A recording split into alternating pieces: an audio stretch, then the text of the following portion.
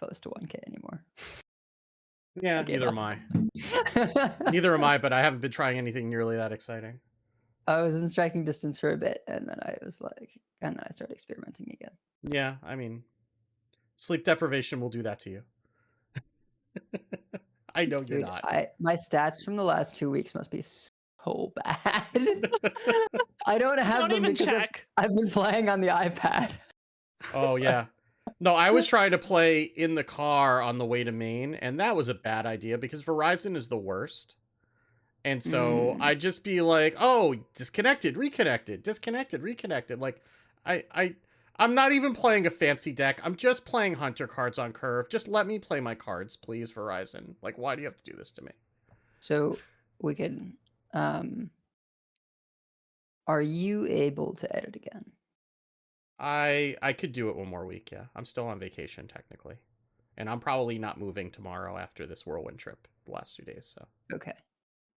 Uh, yeah, oh, I you know think what? if you could do it one more week, that Yeah, would be awesome. I can do that. I just need to run Um, because I think I did not actually turn the AC down after we got back.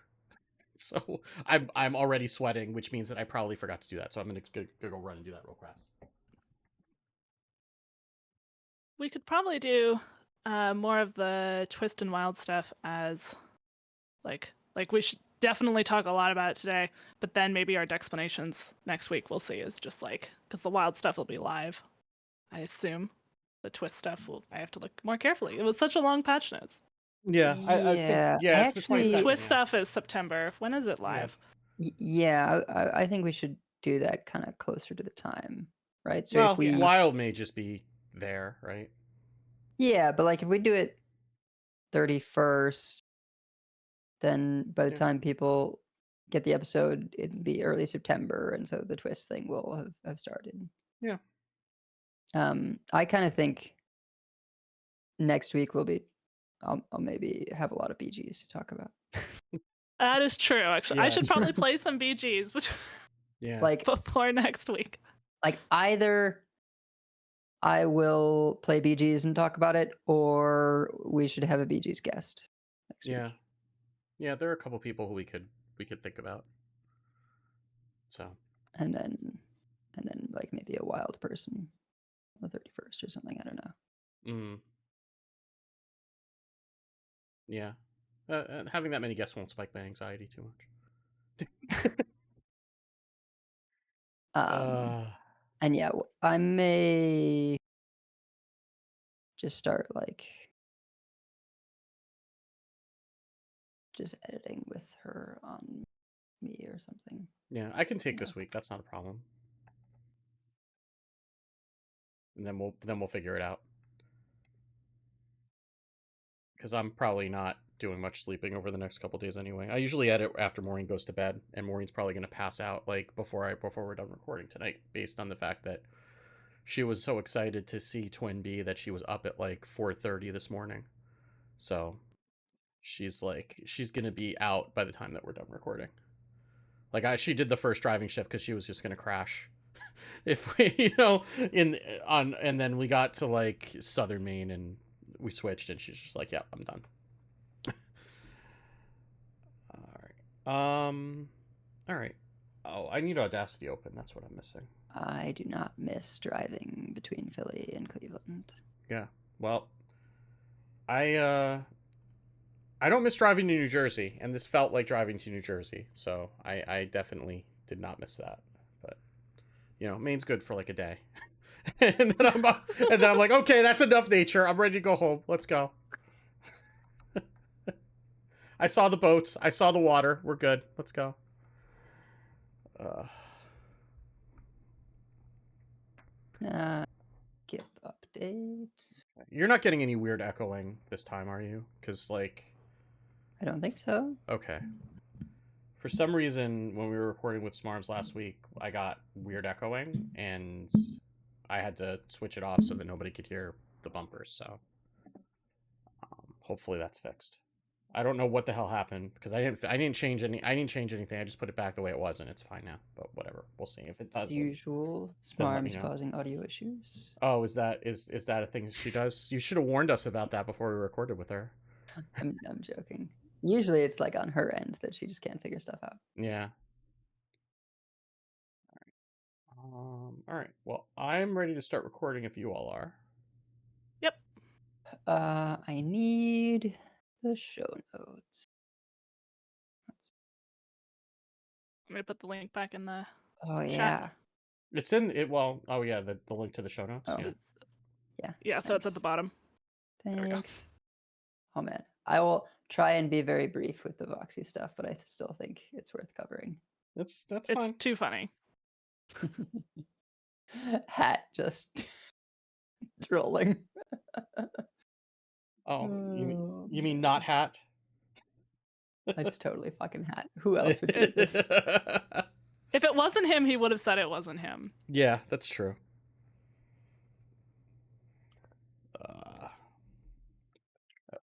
All right. You good? Oh Yeah. yeah, the HS replay lifetime stats. Yeah. Okay. Okay. All right. I am recording. Recording. All right. All right. So 3, 2, 1, clap.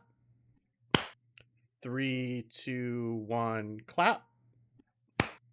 Starting the show in 5, 4, 3, 2.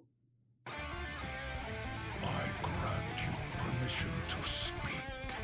Shadows hide you. I am listening. Our paths converge. So good to see you. Hail to you! Never lose hope. Here, Fred Shadows. I hear you. It has only begun. Fight on, Fred!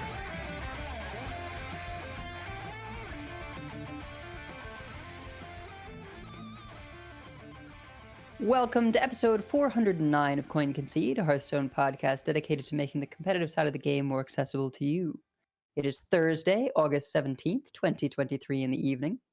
Coming to you from Nomergon, Ohio, it's me, Edelweiss. And from Northrend, Massachusetts, we have Wickedgood. Hi. And from Teldrassil, California, we have Megasa. Oh. And from all around the world, we have you, dear listeners. Thank you, as always, for your reviews. Always helps people find the show. If you would like to support the show and cannot do so monetarily, always nice for you to leave a 5-star review on your podcast feed of choice. And we have a massive patch to cover today, but we will still check in with everyone. How's everyone's life and ladder going? Well, I mean, you're the one who hasn't been here for 2 weeks, so and you have had the most. I don't know about the most ladder, but you certainly have the most life over the past 2 weeks, as in +1. So yeah. Yeah, so my wife was induced on the 5th because of some health complications. Fortunately, did not need a C-section, so we're grateful for that. But she did still have to be induced and do the pain medication and all that. And we were in the hospital for a little while longer than normal, but at this point, things are healthy and safe for everyone, looking good all around. I have some hives from the stress, but apart from that, it's all looking pretty good. We have a bit of a different approach from some people's, mainly that we're making full use of my nocturnal habits, and so I just take the night shift. I go from like 11 to 6 a.m. and then wash stuff until like make sure my wife is all settled between 6 and 7, and then I go to sleep at like 7 a.m. and wake up at whenever she wakes me up, usually like 1 or 2. So I got a good 7.5 hours last night. good deal Nice. if you can get it, Yeah. So, well, I'm glad to hear that you that everything turned out okay in the end, even if it was a little bit stressful at first. But it's just the stress never really 100% goes away. So Of course. I mean, mine are 16 and 14, and I'm still stressed all the time. So Maybe once they graduated college, who knows? But did you get to play any Hearthstone in the last couple weeks while you were going through all this? So I brought my iPad to the hospital and I played a bunch of Hearthstone because it's what was like readily available. I could have been like playing Zelda on the Switch or something, but I kind of prefer to do that with a bigger screen. And so even though I brought the Switch, I didn't use it much. I maybe should have, because of course, with the new baby, sometimes you're just like, well, I guess I have to concede because I gotta go. And that on top of, perhaps not playing in top form generally, being on the iPad and just in certain sort of mindset. But uh, fortunately, I checked my lifetime stats. I think before all of that, or or I guess not before all of that, but before this week of continuing to play in questionable circumstances. But uh, and this is just a really cool feature that HS Replay has, this lifetime stats thing. I somehow have played more games than Hat, which I didn't expect.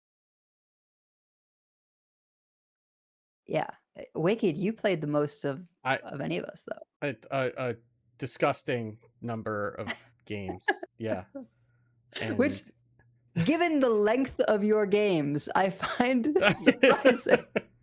we had this I had this revelation when we were talking about it last week that I had that many games, and I mean, you could see on my stats like that the number of priest games is well beyond any other class. So it's You have Yeah. more priest games than I have total games. Like, I think my Yeah. total games was like 11,000 or something.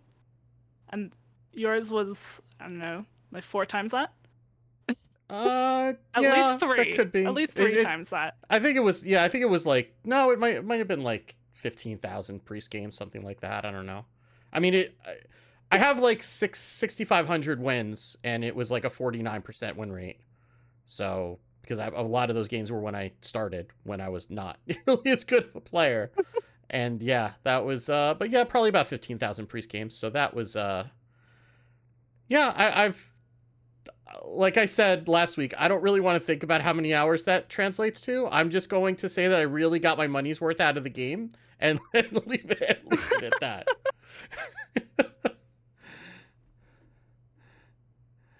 My shaman win rate was almost 60%, which was really surprising to me. Like, apparently I've only played good shaman decks. My priest win rate was positive, but much less because, again, I played that early. And then I had a few that were negative. A couple that were like 2 games away from being negative. Like, I have to play just like a tiny bit of warrior and get like 2 net wins and then never touch it so that it doesn't go back under. I'm that way with Druid. My Druid is at 49.9%, and then my Priest is at 49.4%. So those are my 2 that are below 50, which is fitting because they are the classes I tend to hate the most. So I think Bunny Hopper had approaching 60% like total, just overall. yeah, I mean, It's just explains why he won the world championship, you know? Bunny Hopper is also just like a machine in flesh form, right? Like he's just like on another level. I opened it up again, so it's yeah, like 13,000 games is what it comes out to. So it's 19.5%, 19.4% of my overall ranked games, which is kind of lower than I thought it would be. And though luckily my and Rogue is my least played class of the original 9, so which is also fitting. So Yes. yeah. But anyway, if you haven't checked this out, it's a really cool thing that HS Replay has done. You just sync it up to your account in your collection like normal, and then go to their link, shows you your lifetime stats. Very cool. It also shows arena and duels, which I think I have played the most arena, most likely because I began my Hearthstone time playing almost exclusively Arena. And apparently had a reasonable win rate, 60.2%. So that's cool. Yeah. My duels win rate is 58.3. So I for whatever think that's worth. Jockey posted his stats, and 1, they were ridiculous. 2, he had like no duels games. I think he had like 4 or something. It's pretty silly.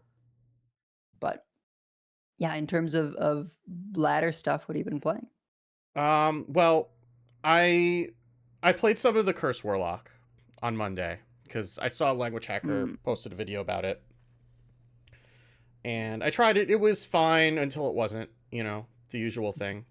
And I've just been kind of messing around. Like I kind of burned out on Nature Shaman after jamming all those games with it last week. So I've just been trying some other things. I've been playing some of the Hound Hunter. It's just kind of like I run into a bunch of mirrors and then end up, like not really climbing. Like if I'm playing Hound Hunter, I want to be climbing at like a ridiculous win rate because I don't really enjoy the deck. So if I'm playing it, I want to be winning and I'm not winning enough with it. I tried out some of the Rainbow Mage today because I don't think I played it since launch day, and I figured that I would just give it another try now that the decks have been refined. We drove to and from Maine yesterday and today because we had to pick up Twin Bee from camp this morning. So we drove up 4 or 5 hours yesterday. We drove 5 hours back, and there's this place we stop on the way back called Red's Eats that has lobster rolls. I don't eat shellfish, but other people in my family do. That's the lobster rolls are really good. They're like on the Food Network all the time and stuff like that. But I got something, but basically you get there and like there's like an hour and a half wait when you get in line to be able to order, just because they cook everything to order and it's a really popular place. So I was just standing there holding an umbrella in one hand because it was raining, holding my phone in the other, and playing games of Rainbow Mage and trying to learn it. And it went okay. I did have one game against a Control Priest where they were out to prove me wrong about the fact that people play Dirty Rat incorrectly by just playing it constantly. Because if you play 4 of them in a game, you're likely to hit something good. So they had like a creation protocol, they had a power chord synchronize, and so the long story short, the 4th Dirty Rat hit my Sif. So I was a little annoyed, but I'm like, fine, I've been in this position as the priest. I'm just gonna play this out and see what happens, right? Like I'm not going anywhere for a while anyway, because the line's not moving. So I may as well just play this game out. So I'm playing through and I get another keyboard down. They let me build a board up. They're not really clearing it because it's not doing a whole lot of damage and they're at like 30 something. And I discover a bioluminescence. And oh no. And my Molten Rune did 18, and with the rest of the board that was enough. So yeah, that's why you don't concede when they pull your Sif, because things happen. So but yeah, I've just been trying a whole bunch of things, and I'll probably end up, playing Nature Shaman while I got it for the rest of the week, and to get based on the balance changes that are incoming. I also did finish up Trailers in the Sky, so I've got 1 game in the series down and like 9 more to go before I can reclaim my life. But Trails of Cold Steel 1 and 2 just went on sale. And Trails from Zero just went on sale like a week ago, so I'm playing that, even though I'm going kind of out of order. But I'm playing the games when they go on sale because they go on sale regularly. So I'm really liking the series though. It's got a story that takes a while to come together, but once it does, it ramps up pretty quickly. And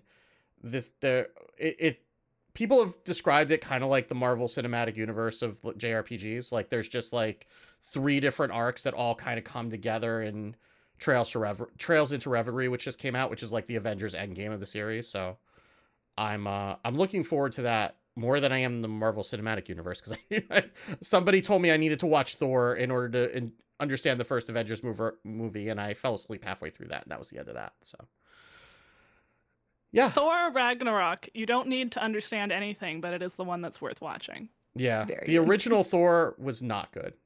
Like not at all. They And got that one, a a person who usually does Shakespearean stuff Directed. Yeah. Yeah, Kenneth Branagh. Yeah. Yeah. Yeah. Which, as you do. And Yeah. It was interesting. I mean, I don't have the most attention span for like long movies to begin with anyway. But then, I literally fell asleep in the middle of it. I'm like, nope, okay, I'm done. I'm good. So you didn't go see like Dune or RRR? Oh no. No, hell no. I haven't even seen The Matrix. We're not getting into that right now because that's a whole other thing that we're gonna have to get into. Yeah. Okay, well, I'll let you get away with that because we have a long show. But I actually did have one more thing to say about the HS replay stats. So I had been talking from memory. I actually pulled it up now. I have played a higher percentage of Priest games than you, even though it's fewer overall. 41.9% of my lifetime games in ranked are Priest. 41.9%. And I'm the Priest main. Holy cats. Ooh. Those are like Zadalot numbers. Yeah. I wish it showed me how much of this was like from what year. Yeah. Because I used to play pretty much only Priest. But that is still higher than I was expecting. So also 800 of those games is Naga Priest. So those are over in like 2 minutes apiece, yeah. That's actually a pretty good percentage of them. I could probably use my deck tracker and work out how much from before I used deck tracker, but haven't had time because school semester just started. And so I've got a bunch of new classes, trying to do a bunch of that, playing more than I really have time for, given all of that. But I mean, with all that happening, my brain was definitely not in the place for Nature Shaman anymore. It like all came together, Beautiful Mind style on Thursday when we recorded, and then fell apart over the weekend when I started stressing about classes. No. I played some Rainbow Mage, and I mostly played Arcane Secret Hunter because it's a really good exercise in just being fearless and sending things face. I killed a Hound Hunter on 5, and I killed a Totem Shaman on 5 also because I got a Frothing Berserker off a hidden meeting that they could not clear. That'll do it. That did it. So if you can really get the secrets going, the playing around the secrets, I had thought, well, if people play around the secrets so much, do I really care? Because then they're hurting themselves. But some decks really can. I've noticed that opponents are much smarter about how they play around the secrets than they were when I started playing the deck. And it's very frustrating to have an opponent be smarter than you think they're going to be. It also means, all right, I'm at a rank where people really know how to play against this deck, but I had a good win rate with that and really enjoyed it, and it's definitely a nice palate cleanser, a different way to go face. And I also was invited to be on Blizzlet yesterday, which was super fun for their Badass Women of Hearthstone month. Definitely give that a listen. It was very fun. It's very silly. As a reminder, if you're not familiar with Blizzlet, it's not entirely safe for work, so probably remotely don't listen to it around children or work or anything like that. So, but it was a good time. It used to be just that they swore and like made some dirty jokes. And then it has just ramped up in the last year or so. I mean, you can go listen to last week's episode and listen to the things that Smarms described, and keep in mind that was all her censoring herself to keep this podcast safe for work. And that kind of should give you an idea of what you're getting yourself into. Yeah. Yeah. Great stuff. It's definitely fun. And I thought it was kind of funny they had me on for the one where the news was all about Battlegrounds. And that's not my expertise, but we weren't mostly talking about the strategy of Battlegrounds. Yeah. We were talking about various somewhat inappropriate categories we would put the minions in based on their art and general vibe. So that I could definitely do. Please tell me you left the Oozling out of this, because he is just a delight, and he needs to be protected at all costs. The Oozling was protected. Okay, good. Yes. That's all that I need to know. Doesn't the Oozling like give you a shield? Isn't the Oozling doing the I don't protecting? know. I just know he's adorable, Edel. That's all I care about. All I right, want that's him. fair. I That's fair. want him and Watfin to have a buddy comedy. That's all I want in life. Well, I think that means it's time that you share the glory of the Oozling with everyone, and we'll move on to news. Okay, let's do that. Gadgets and Gazette always gets the scoop. So we got the patch notes for patch 27.2 today. Patch 27.2 does not come out until this coming Tuesday, which is August 22nd. But apparently, the reason that they released the patch notes today is because it's going to take between now and Tuesday to read and process them all. So we are going to do our best to get through this in what for us will be a reasonable amount of time. We're not going to go into detail on everything. We'll probably have some more things to talk about next week as we get some more detail on some of these things. I will say right up front, there are standard balance changes. We will discuss those in Dexplanations. So hold on for that, because that's a whole thing just by itself that we're going to save for that. But the standard balance changes are like one thing out of like a dozen that we have to discuss. And this is also an unusual patch because this is actually the content patch for Battlegrounds, right? But we're getting balance changes for standard, which we normally don't do.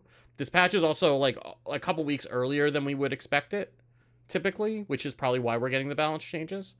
And it's also unusual because we're getting the patch notes like way early. So, but none of the things that are here will be live until Tuesday the 22nd, which means none of the standard balance changes that are there will affect the Masters Tour this weekend, which I'm sure all of the players are very thankful for. But yeah, Battlegrounds is the main event, and so we're getting Battlegrounds Season 5, which is introducing a new mechanic called Anomalies. So anomalies are going to be something that changes the way that the game plays out, that you will see at the hero select screen at the very beginning of the game. So it's just something that's going to be picked at random. There are some heroes that will be banned for some anomalies. AFK was banned a lot for some of them, presumably the ones that are messing around with which tavern tiers are available. So there are going to be some heroes that are not available when some anomalies are in play. The anomalies have rarities that change as you rise in MMR. That if that's something that's important to you, I'm sure you'll be looking at that in more detail. We're not getting into that level of detail on this show. But they're going to have pretty significant effects on the game. So some things, for example, unspent gold carries over to your next turn if you saved at least 5 game 1 extra, which is Prudence of Amethyst.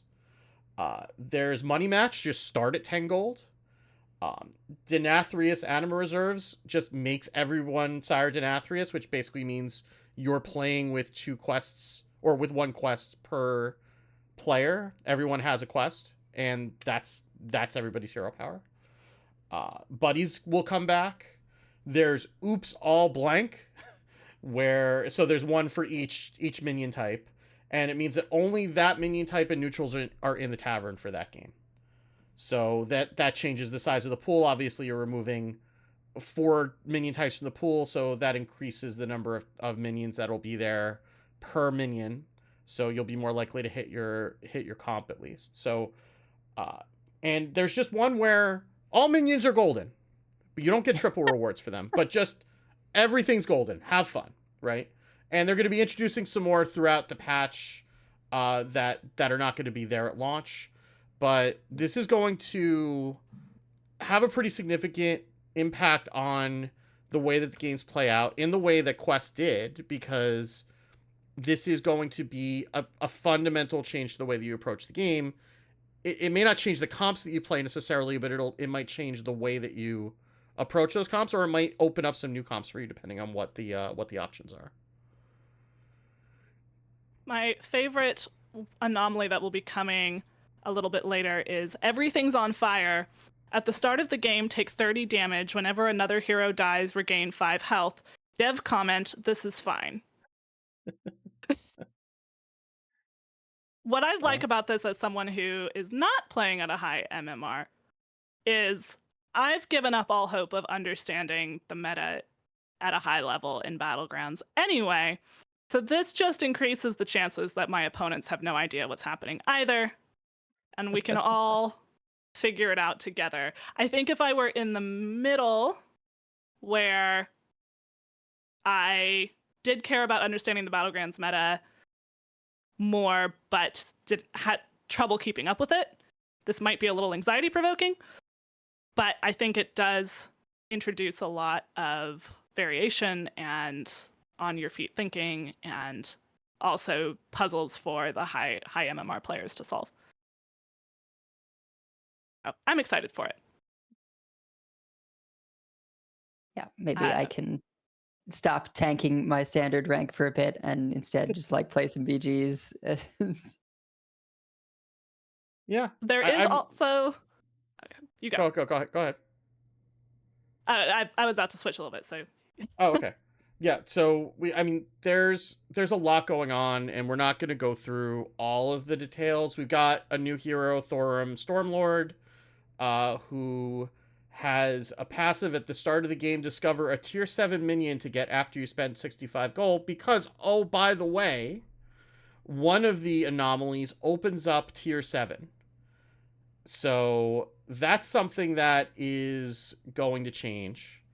And that's not going to be available in every game, but every minion type, and then there's a couple of neutrals, will get a really powerful tier 7 minion that's available to them in those games where that's either Thorum will give you one, or you'll be able to get them in when the anomalies send you into tier 7. So things like Argent Braggart, which is a card that we know from Standard.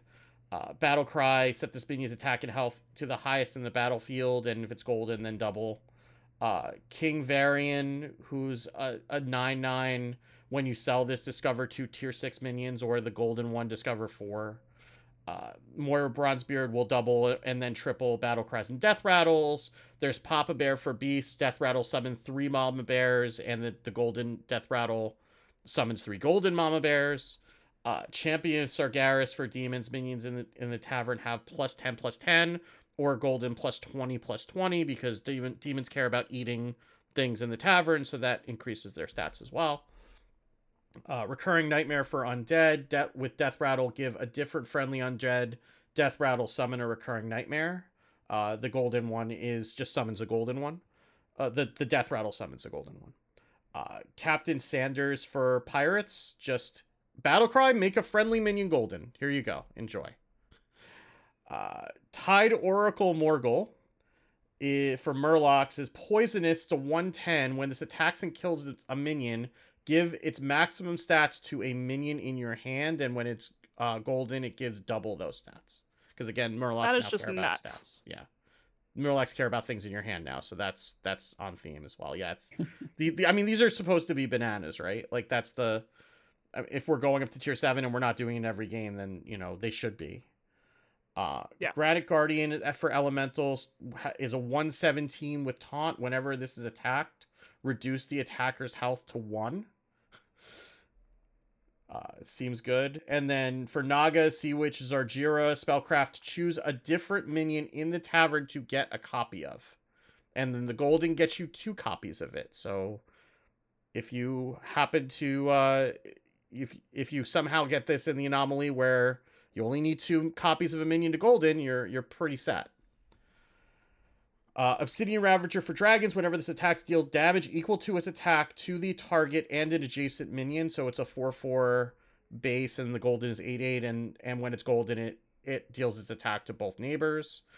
The Boom Mobile for mechs is a 12/12 magnetic reborn divine shield taunt Wind Fury. Just all the things. The magnetic there, I think, is really important, because you can just put this on anything. Yeah. I mean, you've already got you're already building up Divine Shield minions at that point, right? Or if you're not, then you get the Divine Shield. So you just put it on that and then just go to town. Right. Sanguine Champion for Quilboar, Blood Battlecry, and Death Rattle. Your blood gems give an extra +1/+1 this game. And the golden gives +2/+2. So that's a lot.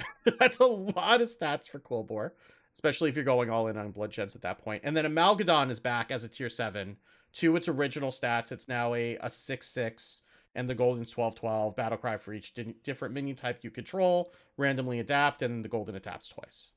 So these are all bananas powerful, but you're not going to see them in every game. You're probably not going to see them in a lot of games, but it's going to be like the cool moment when you do get to see those. How many people are just gonna jam game after game looking for a tier 7 game? Like, I wouldn't be Just to see surprised if the these. rarity is pretty low to start with to get people to experience them, and then they might back it off. But I wouldn't be surprised if they tweak the odds to get more people to see those, at least initially, because I mean that's going to draw a Okay, lot of yeah. people back. You know, I don't know anything. I don't remember reading anything about that, but I wouldn't be surprised, given that they could control how often the different anomalies show up. So this is also coming with a pretty big minion shakeup. We're not going to go through all of the minions here because there are a ton of them, except for Oozling Gladiator because he's adorable and I want to be able to show him on screen because he deserves it. But it doesn't even matter what he does. He's just adorable. I want him, like I said, I want him and Watfin to have a buddy comedy together. But Look, they know it's the very first one. yeah. It's a little cute little slime with a little hat and a shield and a little sword. If you have not seen this minion yet, and you are an audio listener, it's very cute. He's And adorable. he's just a little helper. He gives you 2 slimy shields when you play him. Blizzard, just I'm begging you. You can take all my money at BlizzCon if there is a plushie of him at BlizzCon. Please. Yeah. I will come back. I'll probably end up getting one for all of my daughters. Like, just make that happen, please. So there's a lot going on here. There's a big minion shakeup in addition. Murky is a minion for the first time. So I'm wearing a Murky shirt today. Murky from I don't know if I assume he's a Warcraft character. I only know him from Heroes of the Storm. But because he was the Murloc in Heroes of the Storm. I'm just going down to the minion pool updates. So there are a lot of minions that are also being removed for all these new minions. So 49 minions have been removed. Again, we're not going to go through all of them, but a couple of ones that are significant. Tortolan Blue Shell, which is the one when you sell it after you lost, gives you 5 gold. That's gone. Rat Pack, which is a pretty key part of a lot of beast comps, is gone. I'm looking for Taragosa is the other one that has been a big it's kind of been a problem on and off for Dragon comps a lot. That was the one that kept all of the enchantments that it earned in battle permanently. So that's going as well. Annoyo Troop for mechs is going away. Crackling Cyclone, I believe, is the Wind Fury Elemental. That's also going. Yep. So you'll want to take a look and see what's there and what's going away, and then they have 11 that are coming back. Nightmare Amalgam, Omega Buster for mechs, Treasure Seeker Release is coming back, Mithrax the Unraveler, Bannerbore has been reworked for Quilboar. So you'll want to go back and look through the patch notes and see what's going there if you care about Battlegrounds. There's a lot going on. They've reworked some minions as well. Like King Begurgle doesn't have a death rattle anymore, but he gives more stats. Young Murk-Eye always triggers the battle cries on adjacent minions, regardless. So even when it's non-golden, it used to only do that when it's golden.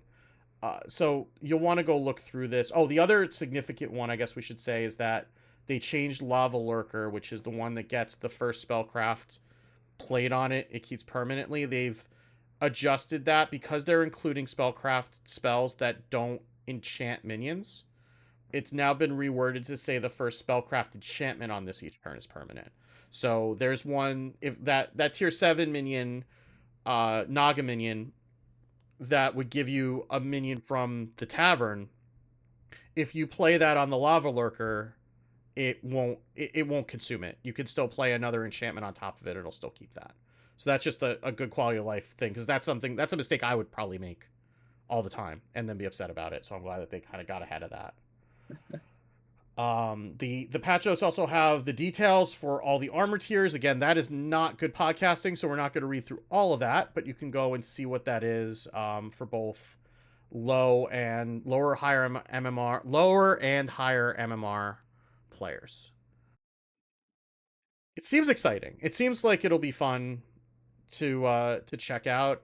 I like them doing this kind of a shakeup pretty regularly. It used to be it was only like twice a year, or like not every patch that they would do a minion shakeup like this, and I think it's important in order to keep the game fresh, and I'm really glad that they're doing that, even if it means I'm going to feel like I don't know what I'm doing when I play again, but hopefully I won't have to, because the anomalies will make it so nobody knows what they're doing, like Mikasa said.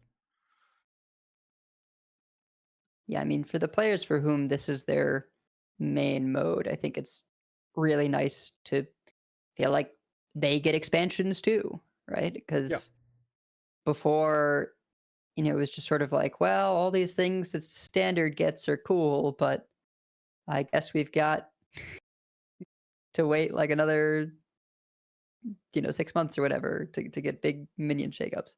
And so now it always feels like there's something new going on in Hearthstone, which can be overwhelming, but is really nice. And if it's not your mode, oh well, you'll have something coming soon. And they're doing it without adding new minion types, which is just there's just like a point where you can't do that anymore. Yeah, for sure, because we're kind of at capacity on minion type. Yeah, and not adding tons and tons of new heroes at once either. I mean, we have one new hero, then a ton of minions, and that helps keep the pool of, there's such a huge pool of heroes already. So it makes sense to make a hero that really interacts with the new tier 7 mechanic, and then have lots of other changes with minions. I mean, it's 14 new tier 7 minions and 32 other new minions, plus 11 returning minions, and then 49 minions removed. Is a lot of changes. Yeah. When I love this trend of heroes like Sire Denathrius, like Thorim, where they have, the set mechanic, right, of quests, or of, in this case, the anomaly that gives you tier 7s.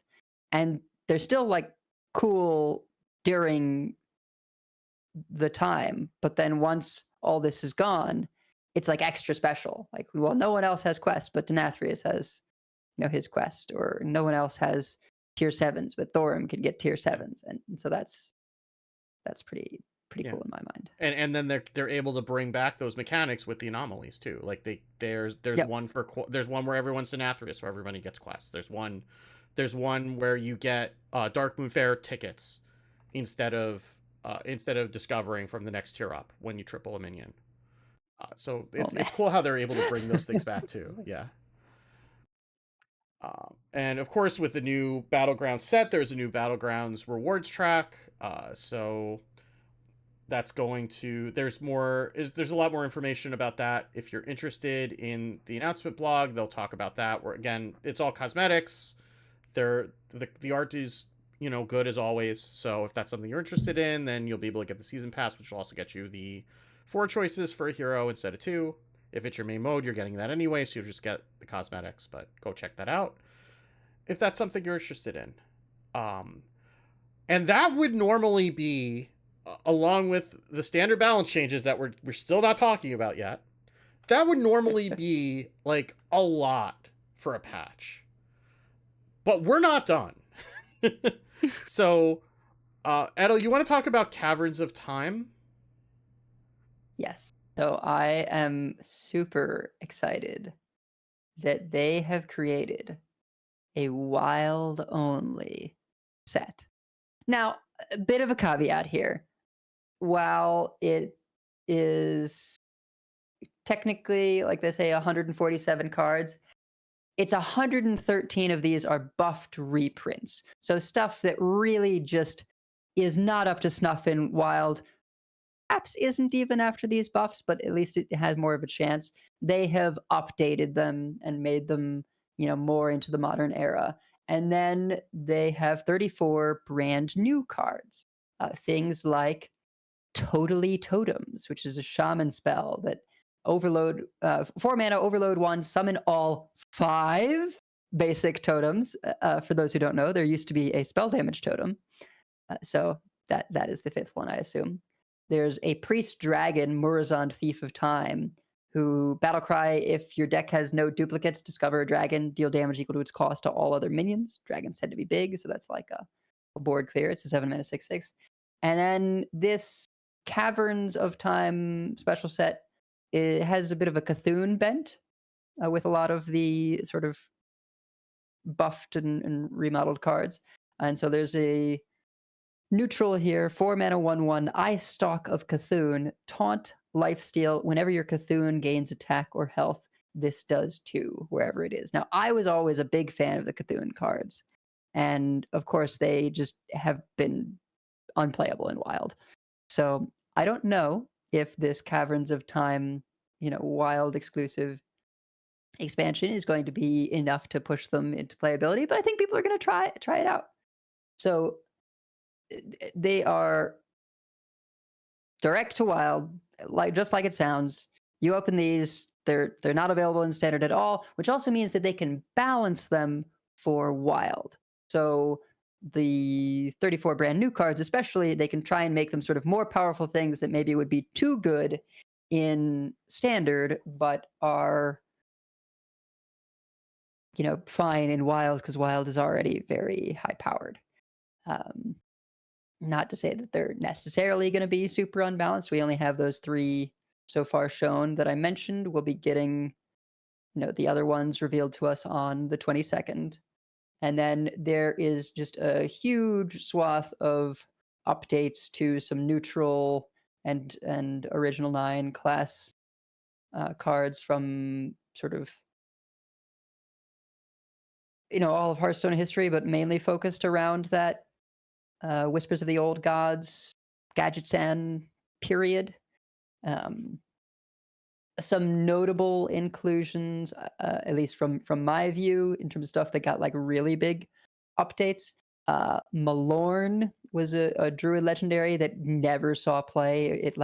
Its death rattle was that it shuffled into your deck, and it was a 9 mana 9/7.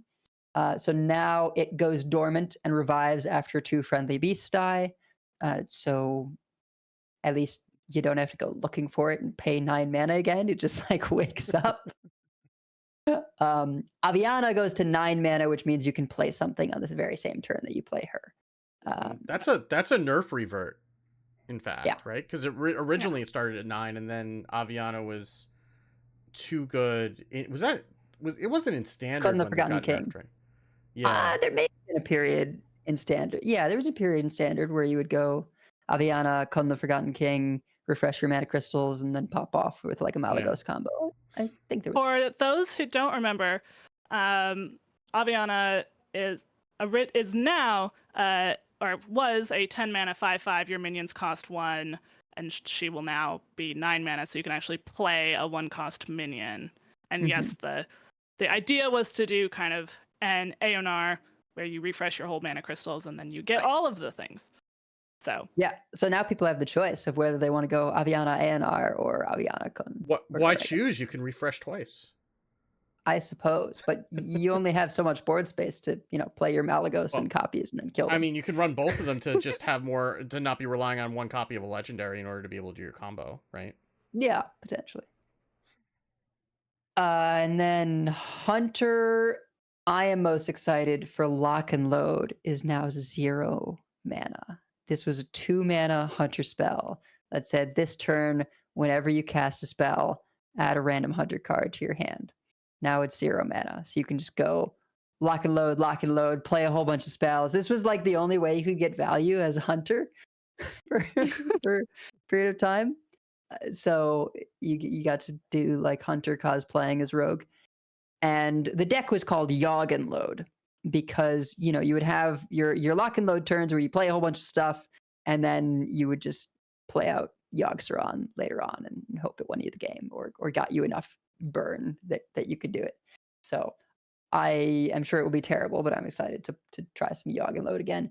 And then they buffed Acid Maw and Dreadscale in a pretty big way, which is really nice for any sort of slower hunters in Wild. Acid Maw is now 3 mana whenever an enemy minion takes damage, destroy it. It used to be any minion. And then Dreadscale, at the end of your turn, deal 1 damage to all enemies. I think that used to be all characters before or something. Was Acid Maw? How much did Acid Maw? Acid Maw used to be 7. This used to be a 10 mana combo of play Dreadscale, play Acid Maw. Now it's a 6 mana combo if you want to play both. They're shaving 4 mana off Acid Maw. Like, yeah, that's bananas. I mean, it needs to in order it to was see terrible.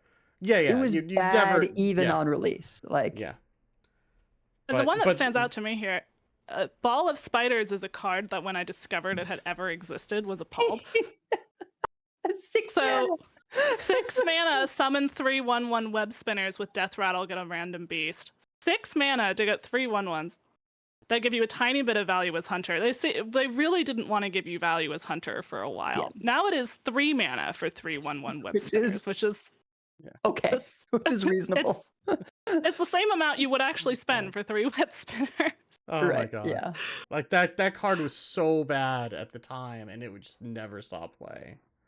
Yeah. And I mean, and Snipe's also going up to 6 mana from 4 just to account for the fact that a lot of the butts are bigger now. 6 than damage, when it was not mana. 6 damage. 6 damage. It's still a sorry, 2 not mana 6 mana. secret. It's still a 2 mana secret. 6 damage. Yeah.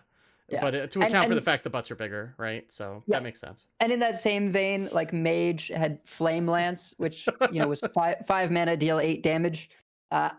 On print, that was kind of like a ludicrous amount of damage that killed pretty much anything. Well, they wanted to keep that theming, so it now does 25 damage to a minion. Yeah. Got a 1-up Golganeth. So But the most important mage buff is that Mana Worm is being restored to its former glory. justice for Mana Worm. Oh, I'm so happy. I'm sure Hat either had something to do with this or is very, very pleased. Both. Yeah, Mana Worm is back.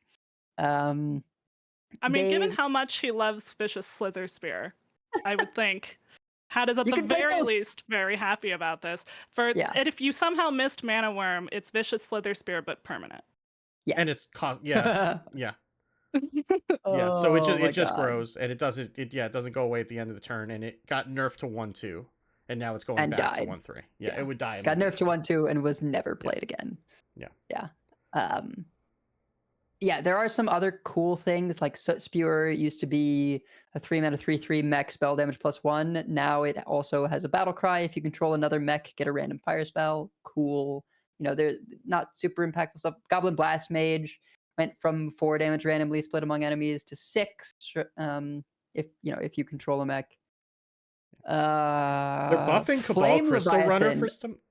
I mean, I'm just surprised they're buffing Cabal Crystal Runner for some reason, because that's already played in Secret Mage. That's the I that's the honestly am minion that also gets surprised, starts yeah. at 6, that gets 2 cheaper every time you play Secret, and it's going up to, I think, is it a 5/5 right now, or it's a 5/5 it's- right now, right? Yeah, it's a 5/5 going up to 6/5. 6/5. So I'm not sure why that's getting buffed, but sure. Okay. And then Flame Leviathan, the butt of all jokes. Still probably not playable, but now has Rush. So 7 mana 7/7 Rush. And instead of when you draw it deals 2 damage to all characters, it's now when you draw this, deal 2 damage to all characters except mechs. So you no longer hose your own board, and maybe we'll actually run it in a mech deck. But you I- can still I- die when you draw it. That's true. Yeah. Paladin. Oh, go ahead. One thing that they've done in several cards is for Inspire cards, which Inspire was a mechanic from a long time ago. That was something that happened when you used your hero power, and it was not very good because you have to pay 2 mana to use your hero power to get value out of this. For most of them now, they either have that effect also to start out with, or they have it as a battle cry and Inspire, so that you get value out of it when you play it. You don't have to wait until you use a hero power to get any value out of this minion. Yeah. So that is a nice change that they've done Yeah. on a number of cards here. They're effectively shaving 2 mana off of the cost of every Inspire card that they're doing that to, because the Inspire cards always really cost 2 more than they actually were printed on the card, because if you weren't hero Yeah. powering the turn you were playing them, it was basically a waste. So now they're just removing that tax, that invisible tax on those cards, which is a good thing. Yeah, and Paladin got not as interesting stuff broadly, but a lot of like mana shavings. Enter the Colosseum, I think, went from 6 to 3. Lay on Hands from 8 to 6. Bunch of things got one shaved off. And biggest one, probably Mysterious Challenger, no longer 666, is now 5 mana, 5 attack, 5 health. So that can come down earlier, get your Christmas trees online. And then in Priest, they buffed a lot of the aggressive stuff, actually. Yes. Oh, well, one of them is not exactly a buff for how it was used. So Spawn of Shadows used to be a 4 mana, 5/4 Inspire, deal 4 damage to each hero. Now it is 5 mana, 5/5, but it's Battle Cry and Inspire, deal 4 damage to each hero. My guess is they wanted to like tone down its usability in the like Reno, Shadow Raper, Anduin decks. Well, They used I mean, it. it cost 3 originally, right? So Spawn of Shadows? Am yeah, I? or I think was it so. 3 or yeah? It, I it think used to cost what that's 4. I think that's actually like a net neutral change if I'm thinking about it right, because It was 4, or it is 4 now before it gets Right. changed. okay, So so it's going up a mana. it's going up a but- mana because you're getting the Battle Cry, right? So Right. it's Which- effectively a net it's a net 1 cost reduction because you're not paying for the initial hero power. Right. Yeah. Well, your hero power is free in that deck, but Yeah. yeah, but it makes it more viable for a. You're not paying for like- you're not paying for the initial refresh then. Yeah, if you're like an aggressive priest, it's a little better, right? Because you Yeah. get the initial 4, and then you could inspire to do another 4. Maybe you've got that 1/3 out that increases all damage, and so it's a little more. So they're pushing a bunch of the like aggro priest cards. Shadow Bomber, which had the battle cry of like deal 3 to both players. They put from 2/1 to 3/1. Yeah, Convert's really interesting because that was 2 mana, put a copy of an enemy minion into your hand. Now it costs 3 mana, but the minion that you put in your hand costs 1. Yeah, that's terrifying. I don't know about that. I mean, you were just glossing over that because you don't want to think about it. I just wasn't really talking about the control cards as much. The hope that we Yeah. don't notice them and don't play them. Yeah. Shrinkmeister reduces by 3 attack now instead of 2. I think that's the change. Confessor Paletris, that's another one where it used to be just Inspire, and now it's Battle Cry and Inspire. Summon a random legendary minion. Probably still bad for Wild, but Yeah, it's probably still terrible, but in some tier fun decks it'll be there, and at least 7 mana for a reasonable body plus a random legendary is, I mean, random legendaries are always good, TM, but but I mean, you're getting set for 7 mana as opposed to 9, getting 2 bodies on the board isn't terrible. And it could be 3 if you're playing it on 9 mana, so that's kind of a board in the box now where it wasn't before. I think the most potential in my mind here is Onyx Bishop going from 5 mana to 4 mana. That was the Resurrect random friendly minion. So you can now like curve injured Blade Master into it. If they kill your Blade Master, you resurrect it on 4 as a 4/7. If there's some kind of like tempo aggro. I tried to make that work back in the day. No, yeah. Well, you had to play. It's you had to play. amazing. Yeah. It's amazing that I have a positive win rate with Priest. Well, Overall, that was my Hearthstone lives. that was in the Kibler Shadow form Priest that I played in Karazhan. because that was the best thing to do, was to resurrect injured Blade Masters. The problem with it with Onyx Bishop isn't the cost. The problem with Onyx Bishop is that it's a minion.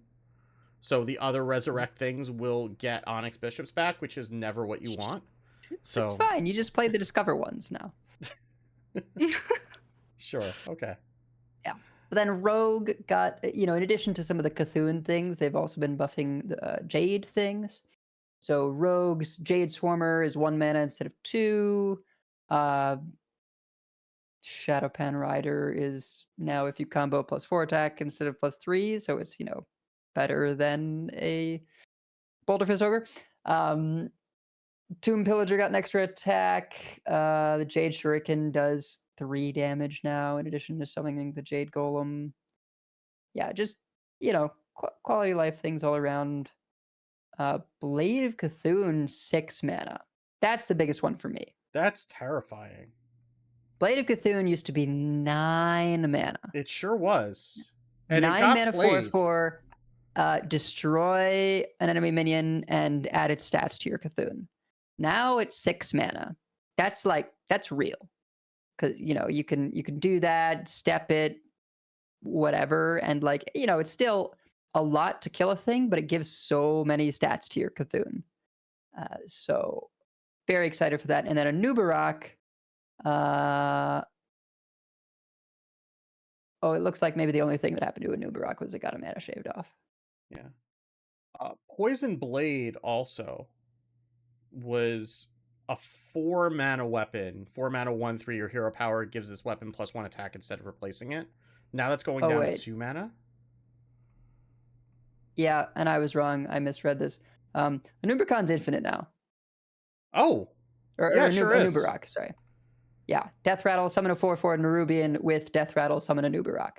So, I think, was it before you had to replay it every time, or? I mean, something like that? Before it just never, it didn't matter because nobody ever played it. Oh, yeah. It was return a Nubarak to your hand and summon a 4/4 Nerubian. Oh yeah. That's So not much like Malorn, where it was like, well, you have to pay the 9 mana again, so it's terrible. They're not making you pay the 9 mana again. Yeah, you didn't even want to pay the 9 mana the first time. So yeah. Modern Hearthstone is much less afraid of infinite value.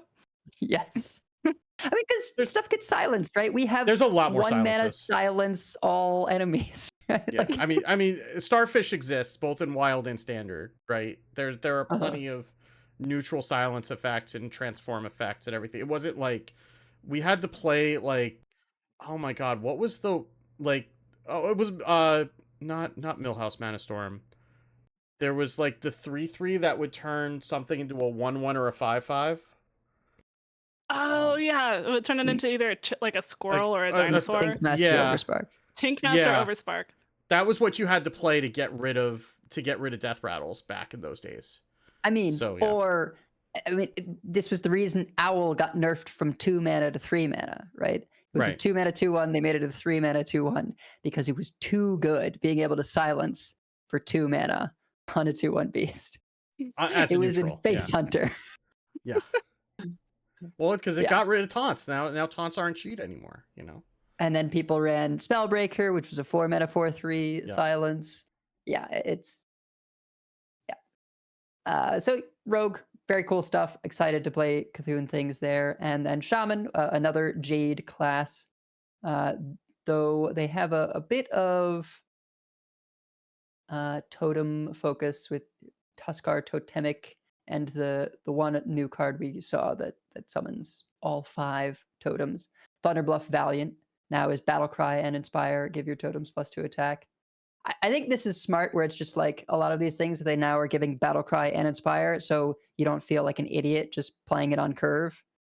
And then if it sticks around, you still get to do the Inspire stuff.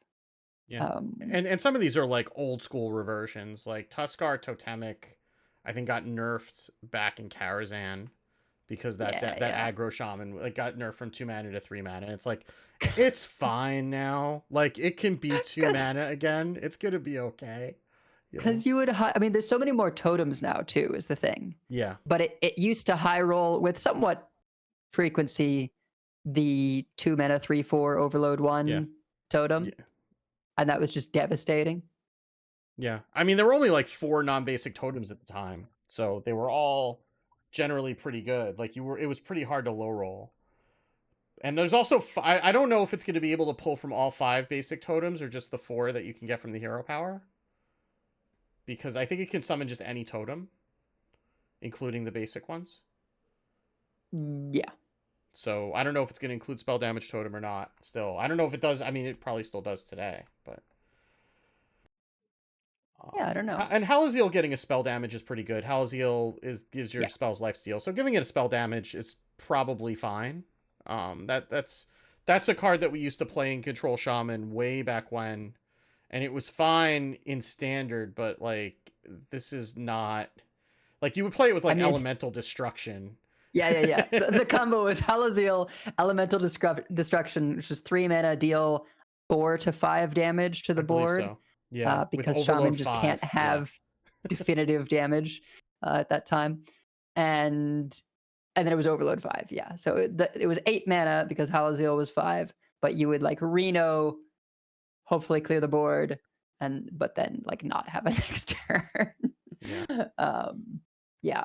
My favorite of these that will probably still be terrible is Charged Hammer. 3 mana, 2 attack, 3 durability weapon. Used to be 4 mana for a 2 attack, 4 durability weapon. And when it breaks, you get a hero power that's 2 mana for 2 damage to anything.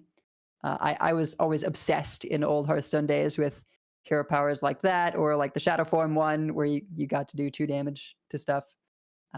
Just liked that sort of hero power, sort of removal / face damage, just however you want to use it. Warlock got Spreading they're Madness buffing- deals 13 damage randomly split among all characters now. What was it, 9 before? I think it was 9 before, yeah. But I mean, some of that hits your stuff too, so it's It's fine. You just kinda make yourself whatever, immune. yeah. It's fine. Yeah, Silverware Golem got updated with +1 attack. Dark Bargain, now 3 mana. That one was 6, right? God, was it? I think it was 4. There's actually a tweet from Matt London saying that Dark Bargain would be bad even if it was 3 mana. That was from months ago. Oh, really? So that's probably why. Yeah. It was six. 6. Yeah. And I believe it's the like destroy 3 minions for both players. Destroy 2 at random enemy minions, discard 2 cards. Right. Yeah. So it's 3 mana. It's probably still terrible, but and like the one I don't understand is Cruel the Unshackled, like which was that was the Highlander card for Warlock. It was a 9 mana 7/9 battle cry. If your deck has new duplicates, summon all demons from your hand. And now it's just going to a 9 mana 9/9. Like I don't think the attack on Cruel was the problem. I don't think so.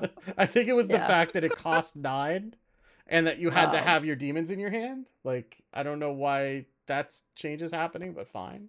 Oh, now here is a cool one. Dark Bomb, deal 3 damage to a character. If it dies, draw a shadow spell. So now you've got this interesting incentive of, okay, either you save it to use to go face, fine, whatever, or if you use it to kill something, you can draw a shadow spell, which is really nice for the more controlling decks. Yeah. And then Bane of Doom now is 3 damage instead of 2 damage. So good. I mean, probably it still makes it awful because it's still summons a 5 random mana, demon. right? It's like still 5 mana. It's still kind of embarrassing, but and there are a lot more random demons. Like you could just get a Desk Imp and you're going to be very sad. Yeah. But here's another big one. Tiny Knight of Evil. Whenever you discard a card, gain +2/+2. That is terrifying because it now gets those buffs twice as fast. So that can get really big really quickly. And Discard 2 has been a Terror of Wild off and on. As it's gotten more support. So that could get out of control. But I'm sure that they're going to address that pretty quickly if that does get out of control. Yeah. And Demon Fuse used to give your opponent a mana crystal, and now it's just give a demon +3/+3. So yeah.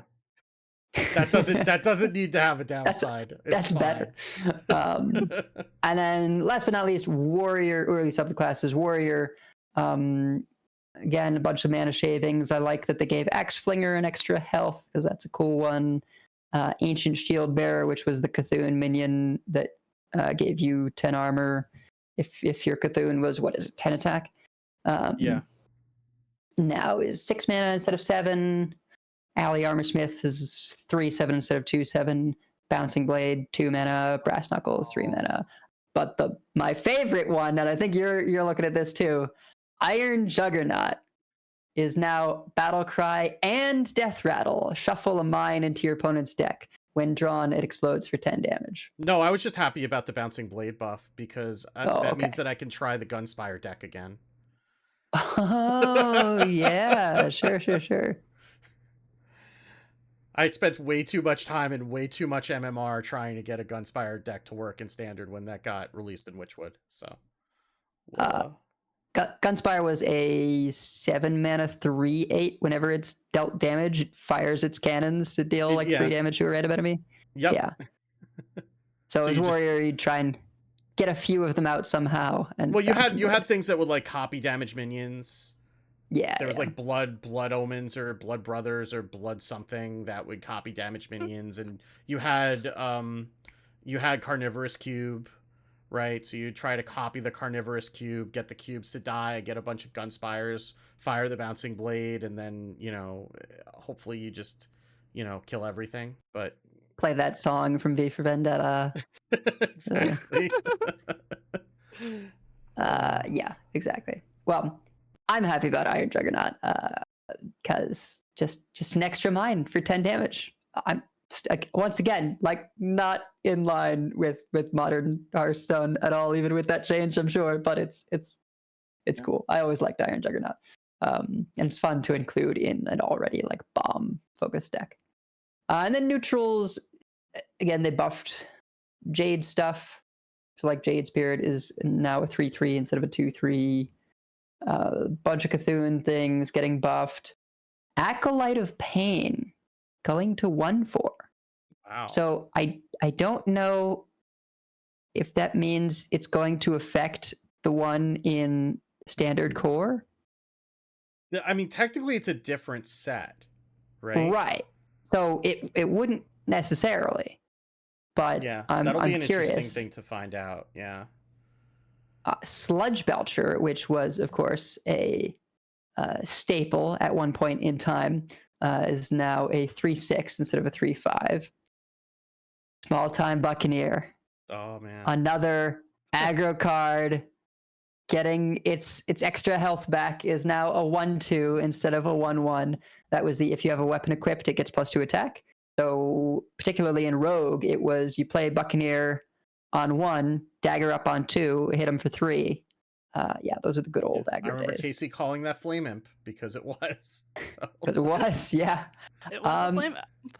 I would have been so happy back in the day with Acolyte of Pain, 1 attack, 4 health. I played so many Acolytes of Pain because I did every single deck was Wild Pyro, Acolyte of Pain, the 0 mana heal everything spell, and Northshire Cleric, and just repeat. That was every deck I made for 2 years. And then the big legendary changes here. So Twin Emperor Veclor, which was one of the payoff cards for Cthulhu, used to be 7 mana for a pair of 4/6 taunts. Now it is for a pair of 6/7 taunts. If it's active. Bigger. Again, all the Cthulhu things were if your Cthulhu has 10 or more attack, they're active. Thaurissan is now 5 mana 4/4 instead of a 6 mana 5/5. So that's a big deal for anything that's trying to combo off a little faster. Aya Blackpaw got an extra attack, I think. Don Honcho is now a 5 mana 5/5 instead of a 7 mana 5/6. And it's probably still not playable. Yeah, that's buff something in your hand +5/+5. Yeah. And Cthulhu is now 8 mana instead of 10, which is just wild. It's so weird to see them mess with the old gods mana cost. I mean, we first saw this when they made that one N'Zoth 9 mana instead of 10. But I mean, it makes sense. Yeah, I mean, 'Cause- it's not a 10 mana card anymore. It hasn't been for a while, right? And now you can Well- panda it, right? You can bounce it back to Right, your you hand. can panda it. You can you can play Power Chord Synchronize on it. Oh, yeah, you sure can. I mean, that's after you And get then it the with one in Creation your hand. Protocol. Yeah. Uh-huh. Yeah. Back in No, my I- day, you had to get a Thaurissan Tick on Bran. So Bran, you Yeah. could play Bran and the 8 mana, I forget what the name of it was, that would shuffle a dead Cthulhu back into your deck. So you would Yeah. get 2 Cthulhu's back to your deck. That was the only way you could double it effectively, other than like Shadow Step and Rogue, but nobody played Cthulhu Rogue. It was hey. Come on Most right people- here. Most people didn't play Cthulhu Rogue. Sorry, I should have known better. I am realizing there may be a listener out there who's bravely gotten this far and does not remember the original Cthulhu. Yes. 10 mana, 6/6 base, battle cry, deal damage equal to this minion's attack, randomly split among all enemies. But the thing is that there were tons and tons of cards that would increase its stats. So you'd make it really big and then try to OTK them or go through serious shenanigans to get more of them in order to try to kill them with Cthulhu. And now it'll be much easier to get more of them. So it was the Sire Denathrius of its day, except it didn't just have things die. You had to actually really play this whole package Yeah. to get it to Yeah. work. And I am curious to try in Priest with Creation Protocol and Power Chord Synchronize. Like, I think there's a lot of potential there if you just sort of limit to a few of the minions that buffed Cthulhu, and then just like playing it and getting a bunch of copies. Particularly at 8 mana, there's just a lot of potential there. Yeah, and they, I mean, And the they other did buff- thing they did is, buff like- the Darkshire Alchemist, right? Which was the Cthulhu buffer for Priest, I believe. Mhm. Yeah. So maybe there's something there. Yeah, and the other thing about Cthulhu, sort of different from Denathrius, it's just a big ol' minion. Like, if you've buffed it to 20 power, not only does it do 20 damage to the board when you play it off the battle cry, you have a 20/20 in play. Yeah. And anything you do to buff it from there, like, buffs it on the field. And when it's dead, it gets buffed in the graveyard. So if you play the thing that like shuffles another copy into your deck, it'll still have the buffs. It was just a really, really cool sort Really fun of card.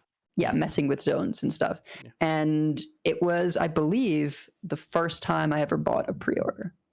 Yeah, I think that was my first pre-order. Also, was it had the cool like eye card back. Yeah.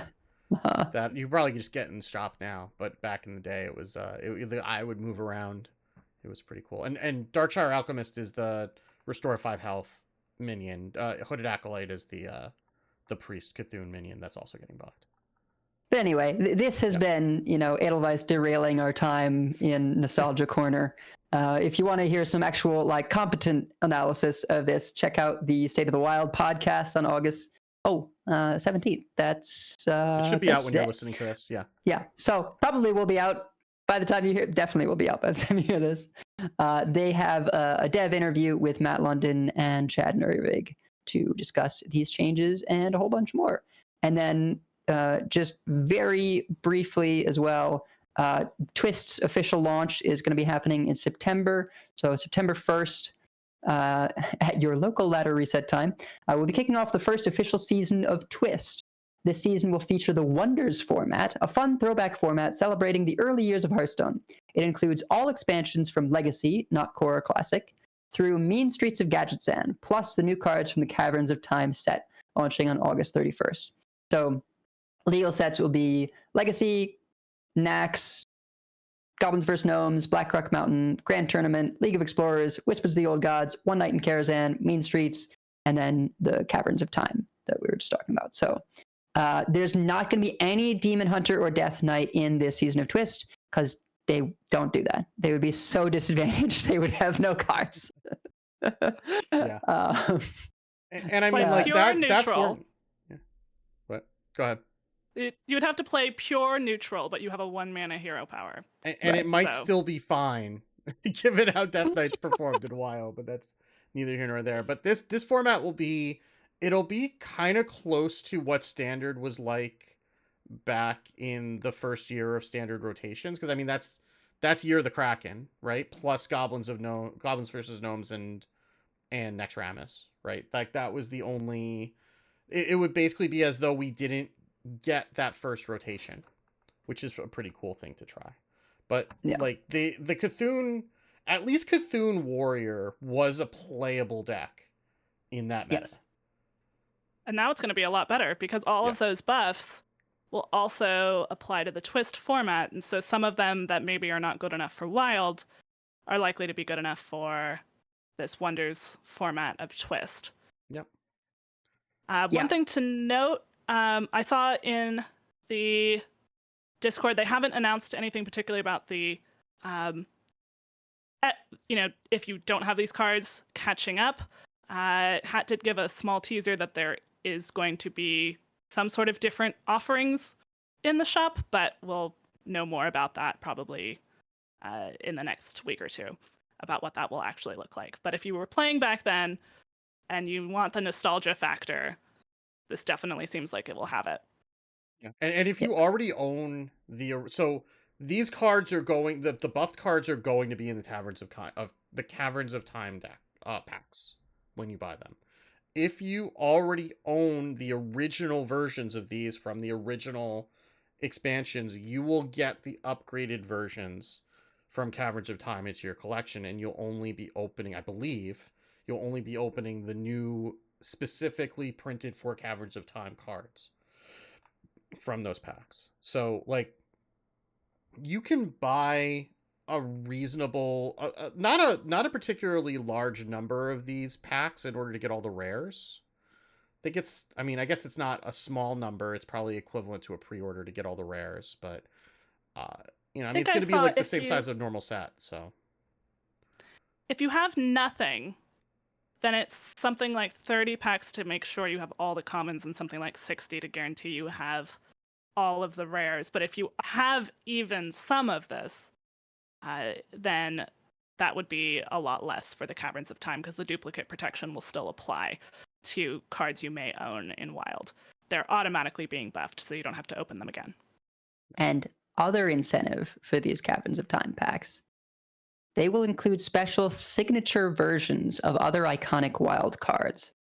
So they say, keep an eye out for a dedicated Caverns of Time blog coming on August 22nd with more details about the 34 new cards, the special signature variants, and more. So I'm sure we'll be talking about all that next week. But yep. They did reveal a signature Northshire Cleric as part of the event that's going to be in September. Ooh. Ooh. Yeah, they really have their hooks in me with this because I just loved Cthulhu so much, and I'm excited to play it. Not necessarily in Wild because it'll probably still be pretty rough in Wild, but I think releasing with this particular Twist format is just really well done because much more than in Wild, I think some of these Caverns of Time things will be very, very doable in the Wonders format Twist, which, basically the rule set is just the playable expansions, right? There's no special rules for this season of Twist. It's just based on, it's like a very particular moment in time in terms of what cards are playable, which I like. It's again simple as we are in the early days of Twist, and I would venture a guess that every time they're doing another new Twist format like this, there's going to be some kind of bundles. there's going to be some way you can catch up, some kind of deals, because they're not going to pass up on that opportunity. Yeah, but for people like us who have been playing a long time, right? Like I was definitely a Cthulhu enjoyer back in those days, and like that was the first time that I actually had enough cards to play Control, and I jammed a hell of a lot of Cthulhu Warrior back in my day because that was the Control Warrior back then. Yeah, that was the Control deck back then, basically. So like that was something that I am very much looking forward to going back to. And I mean, you could even play some version of Patron Warrior, like probably not the original version. I mean, well, wait, did they reverted? They did. They did. You can play original Patron Warrior in that format, I guess. I think you can, and I'm sure we will see people excited to do it. Yeah. Yeah. Just the I- clips. I mean, you have to do a clip, not a screenshot, so you can get the audio. Oh yeah, of course. I mean, it's nothing if you don't have the audio. So, Yeah, yeah, even if you don't but- care about any of this, you can just go play OG Patron Warrior and have fun. And I'm sure there are really some people who are very interested in doing that. I think At- the very first Worlds that I watched was the days of Cthulhu Control Warrior.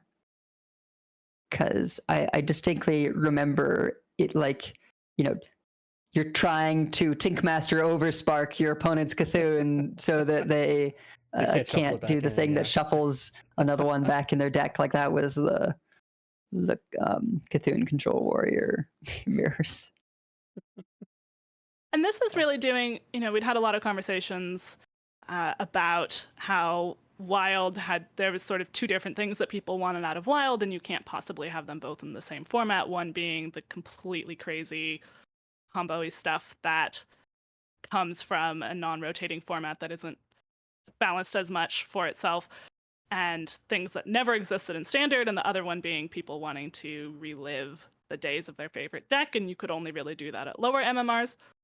And so part of the promise of Twist was that it could sometimes give us these nostalgic formats. And although there'll be, the Caverns of Time changes, this is pretty close to getting back that nostalgic format, but one that's includes a lot more cards than Classic and is time limited, unlike Classic. And so I think we'll really benefit from that surge of attention. Yeah, like I remember when they were still like they hadn't released Diablo 2 Remastered yet, and Deck Tech had been playing it internally, and he had said something along the lines of, "It feels like Diablo 2, but the way you remember it, not the way it actually is right now." And I think this is kind of going to end up being like that, where it's going to be these decks, but the way you remember them, not the way that they actually would be given the power level that we're used to now, right? Like I'm thinking of like Yogg Tempo Mage, right? Where there was like the version from the Chinese servers that was running Kabbalist Home and just went all in on like how many spells can you jam in a single game, and like Kabbalist Home down to 4 makes that a lot more interesting, right? Like Oh man, yeah, can and play Matterhorn Gunther back too. Mage. Yeah. Oh, you could play good. Well, Yes! Gunther Mage wasn't good once like Karazhan came out, right? Oh no, Gunther Mage was Ungoro. No, you needed Karazhan, right? Because you had Medivh. No, but Gunther Mage wasn't until Ungoro. That was primordial glyph. Oh, sure, whatever. You can do almost, right? With I have Medivh and Mana Worm and Alex. That's an ice block.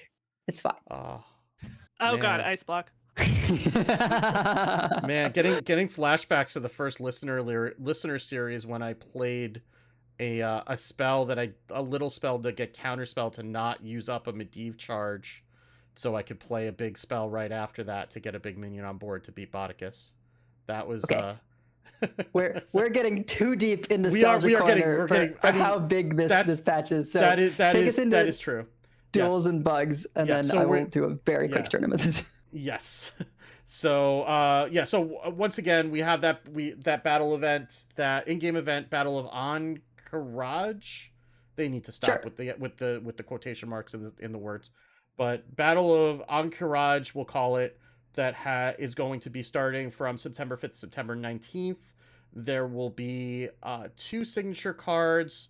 So there's going to be 1 Grand Tournament pack, 1 Goblins versus Gnome pack, 1 Mean Streets of Gadgetzan pack, 1 Whispers of the Old Gods pack, 2 Caverns of Time packs, 2 copies of Signature Northshire Cleric, and 2 copies of Signature Deathlord.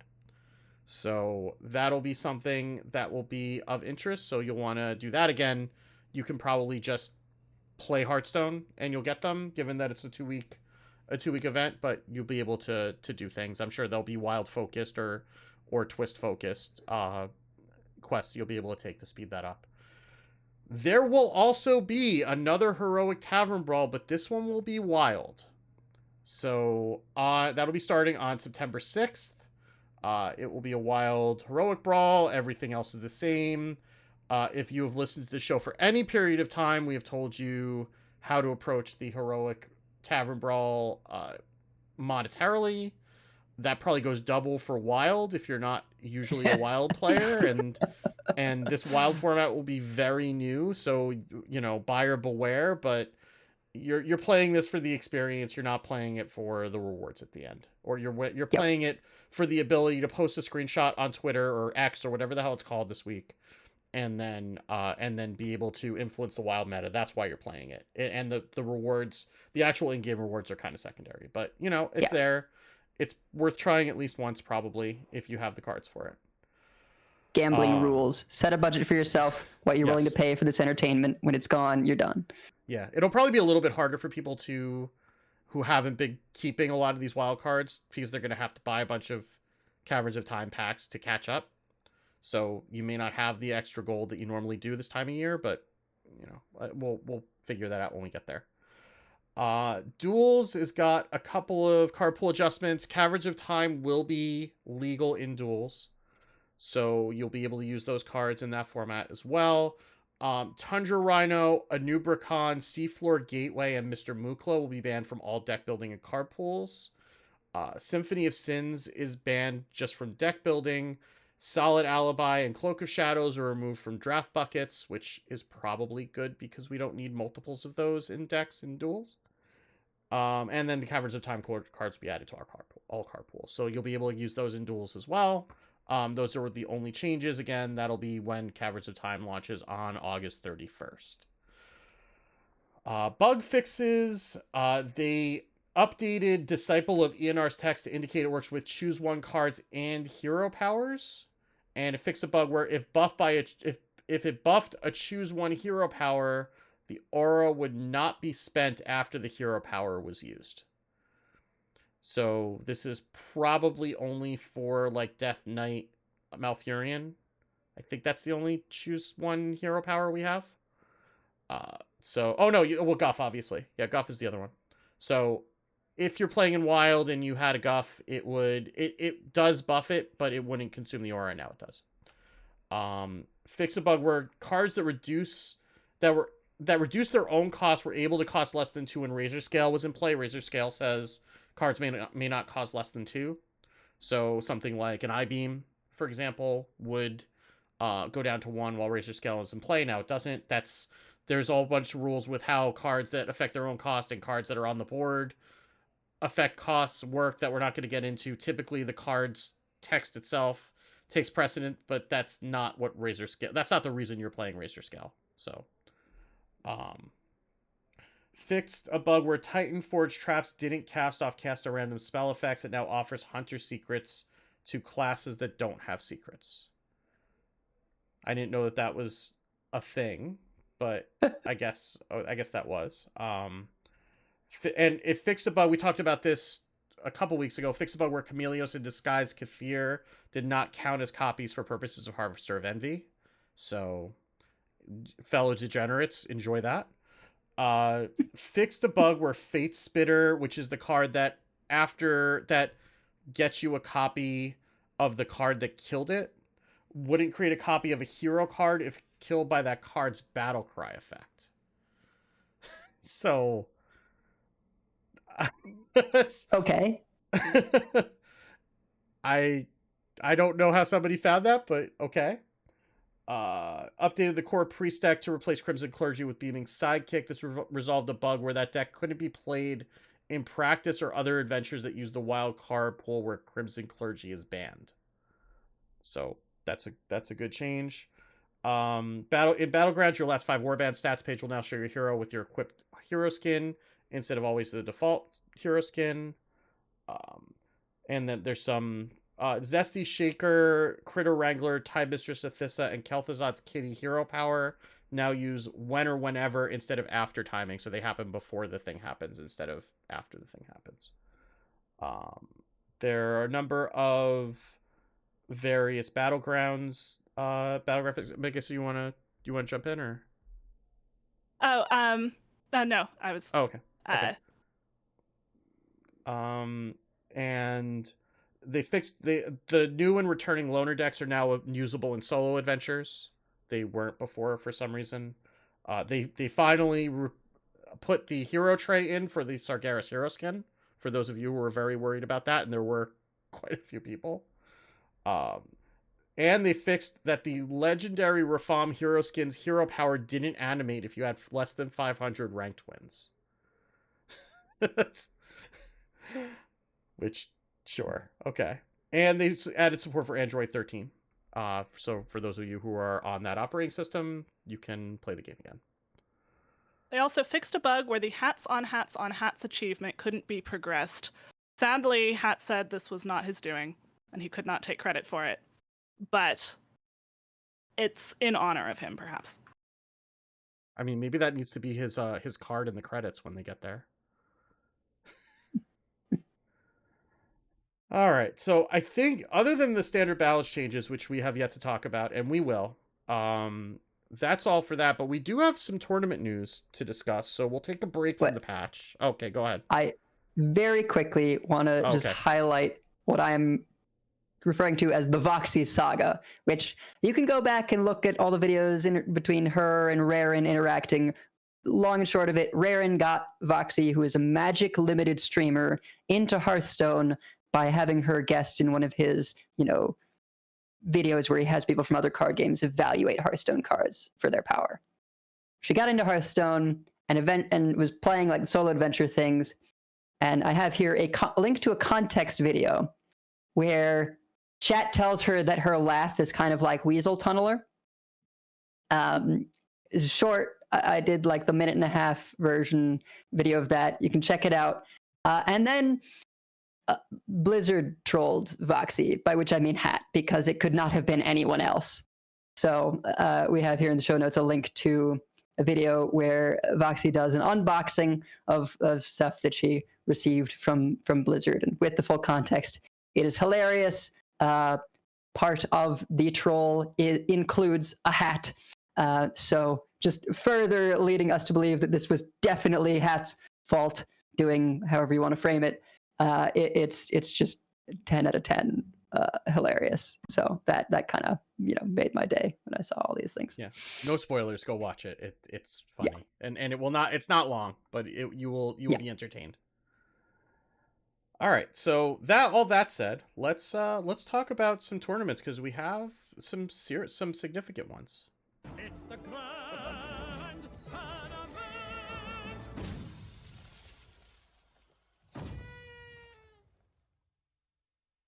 So Team Solary, who has been sort of our current premier third-party organizer for Hearthstone tournaments, had another invitational.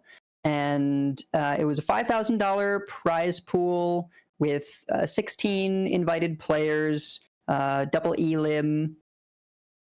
Notably, let's see, we had 4 groups of 4. So Group A, Forta King, Vins, Pocket Train, and Jambre. Group B, Tars, Disdamin, Sealed, and Ephemia. Group C, Odemian, Otsuna, Phenomeno, and Superman, which is Gabby. Group D, Valo, Gaboom, Rulian, and Baby Bear.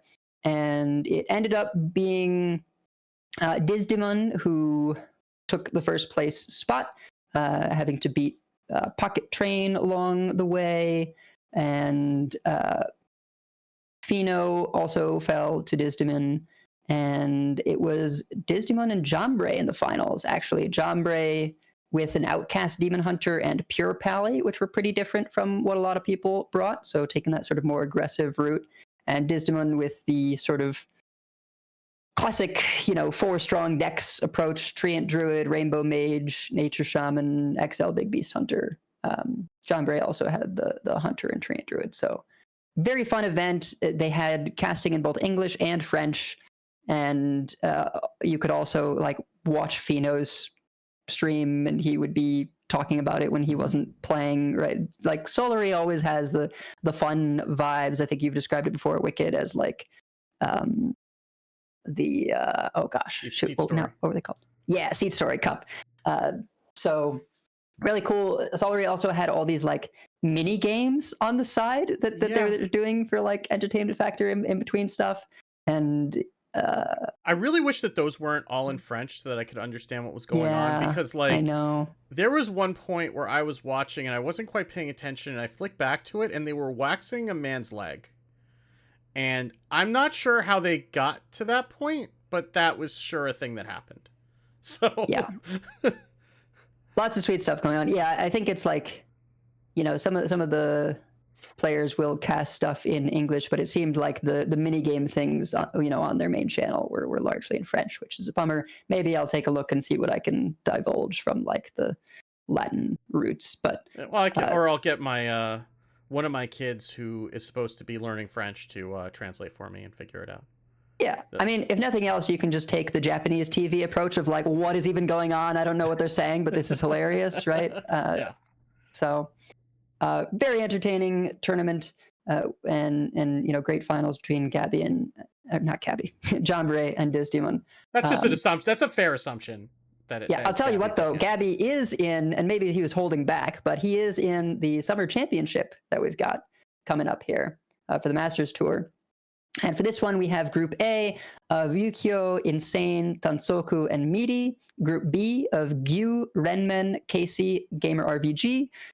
Group C, Pocket Train, Nagon, Dreadeye, and Rulian. I'm excited to see Dreadeye, not gonna lie. Group D, Gabby, McBanterface, Rekfem, and Hemlock. So I think we're obliged to root for Banter.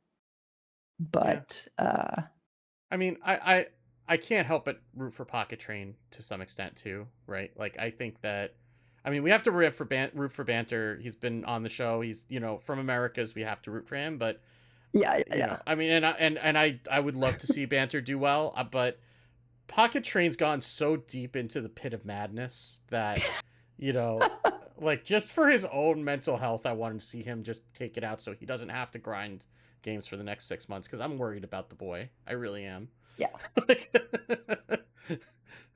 But you know, we're gonna have some Gabby Jam as well. Yeah. So I mean, that could be the talk of the tournament is that Gabby's back, and I'm very excited to see what he can do. Also excited because I have my daughter's baby naming this weekend, so I am not casting this event.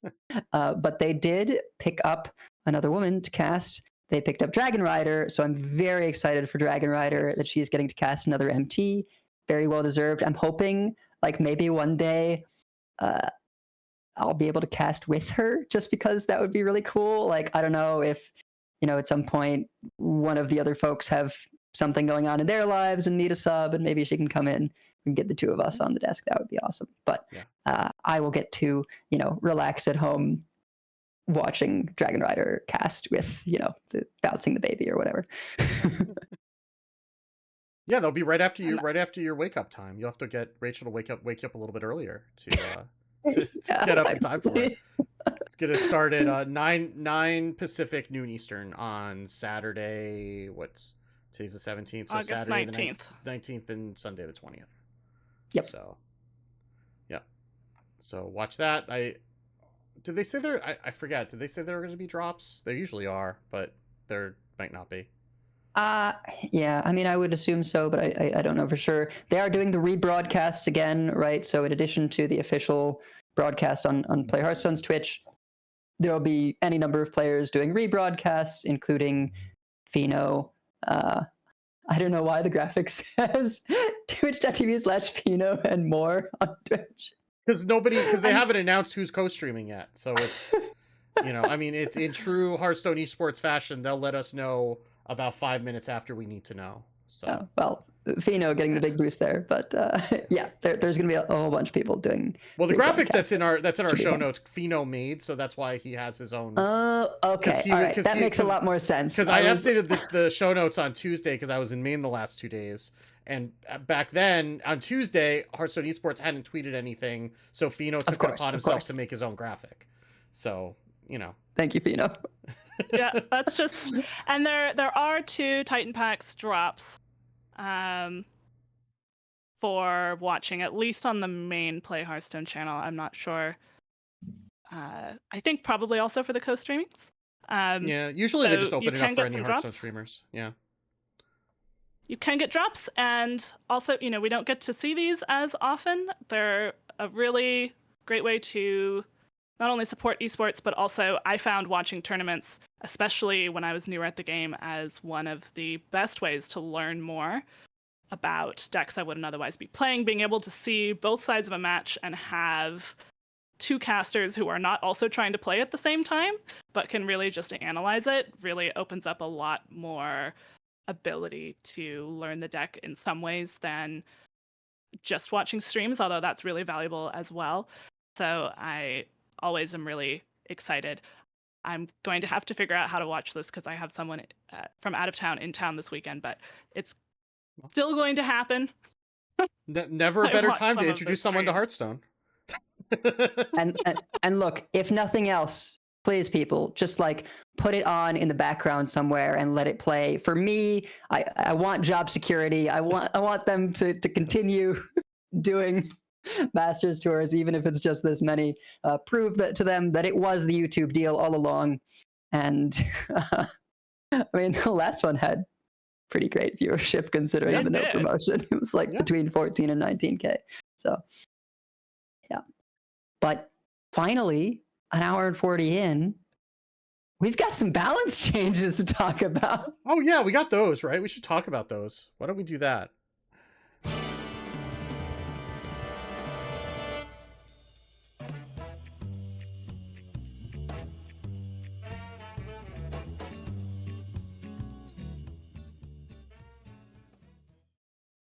All right. So, in addition to everything else we got, there were 15 balance changes, 4 nerfs, and 11 buffs.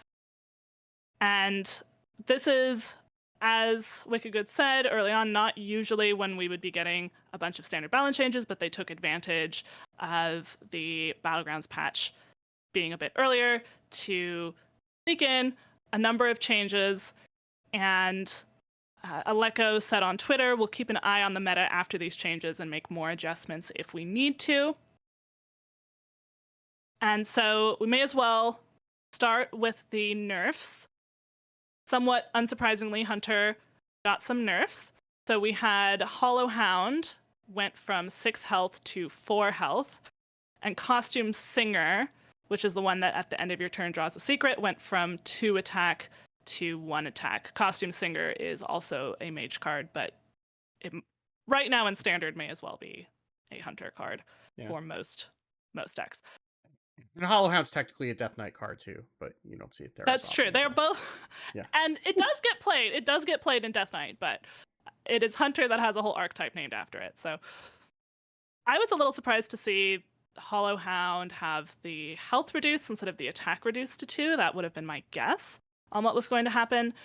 But it does mean that it's much less likely to stay on the board and heal additional after its initial. It still has its big power swing, but then it doesn't stay there and absorb another trait or 2 and heal even more.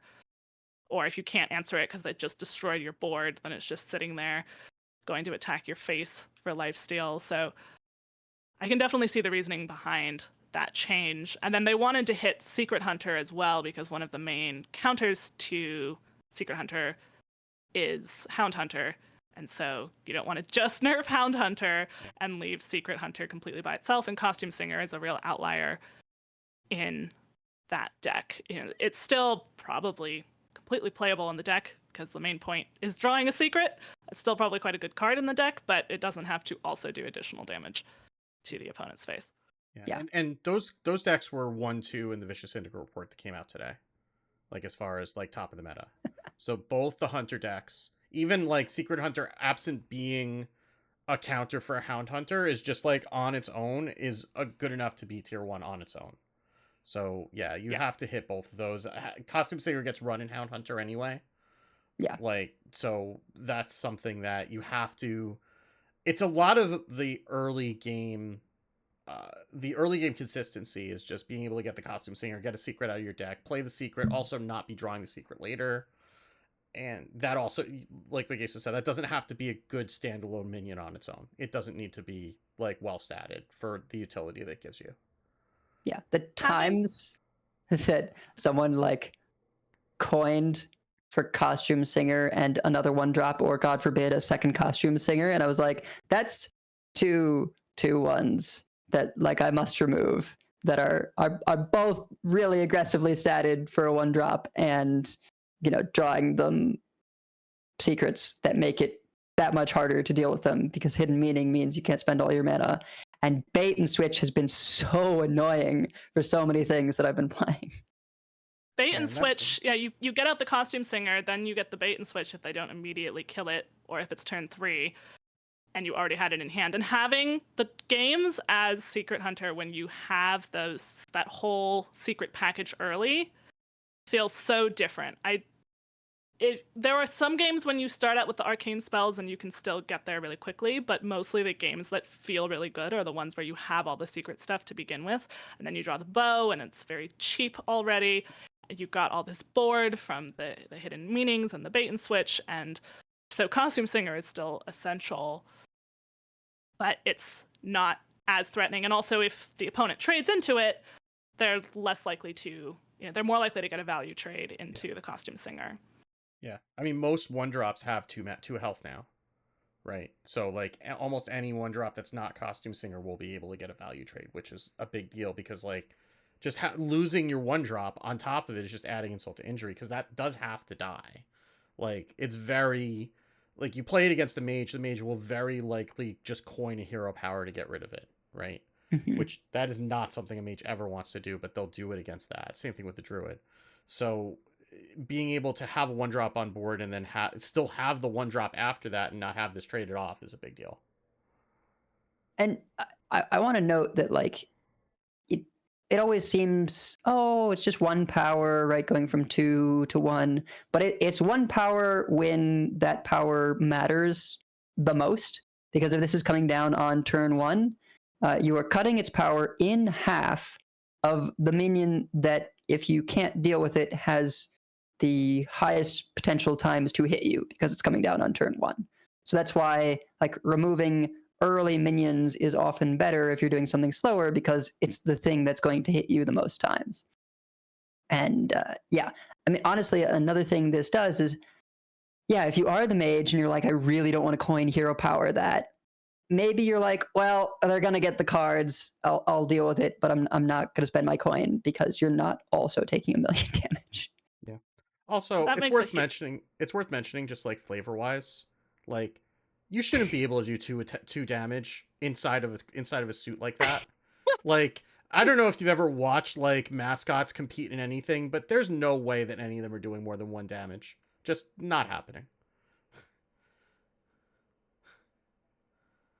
This is my partner's least favorite card because the voice lines bother him so much, and I've been playing Arcane Secret Hunter, so it's just constant.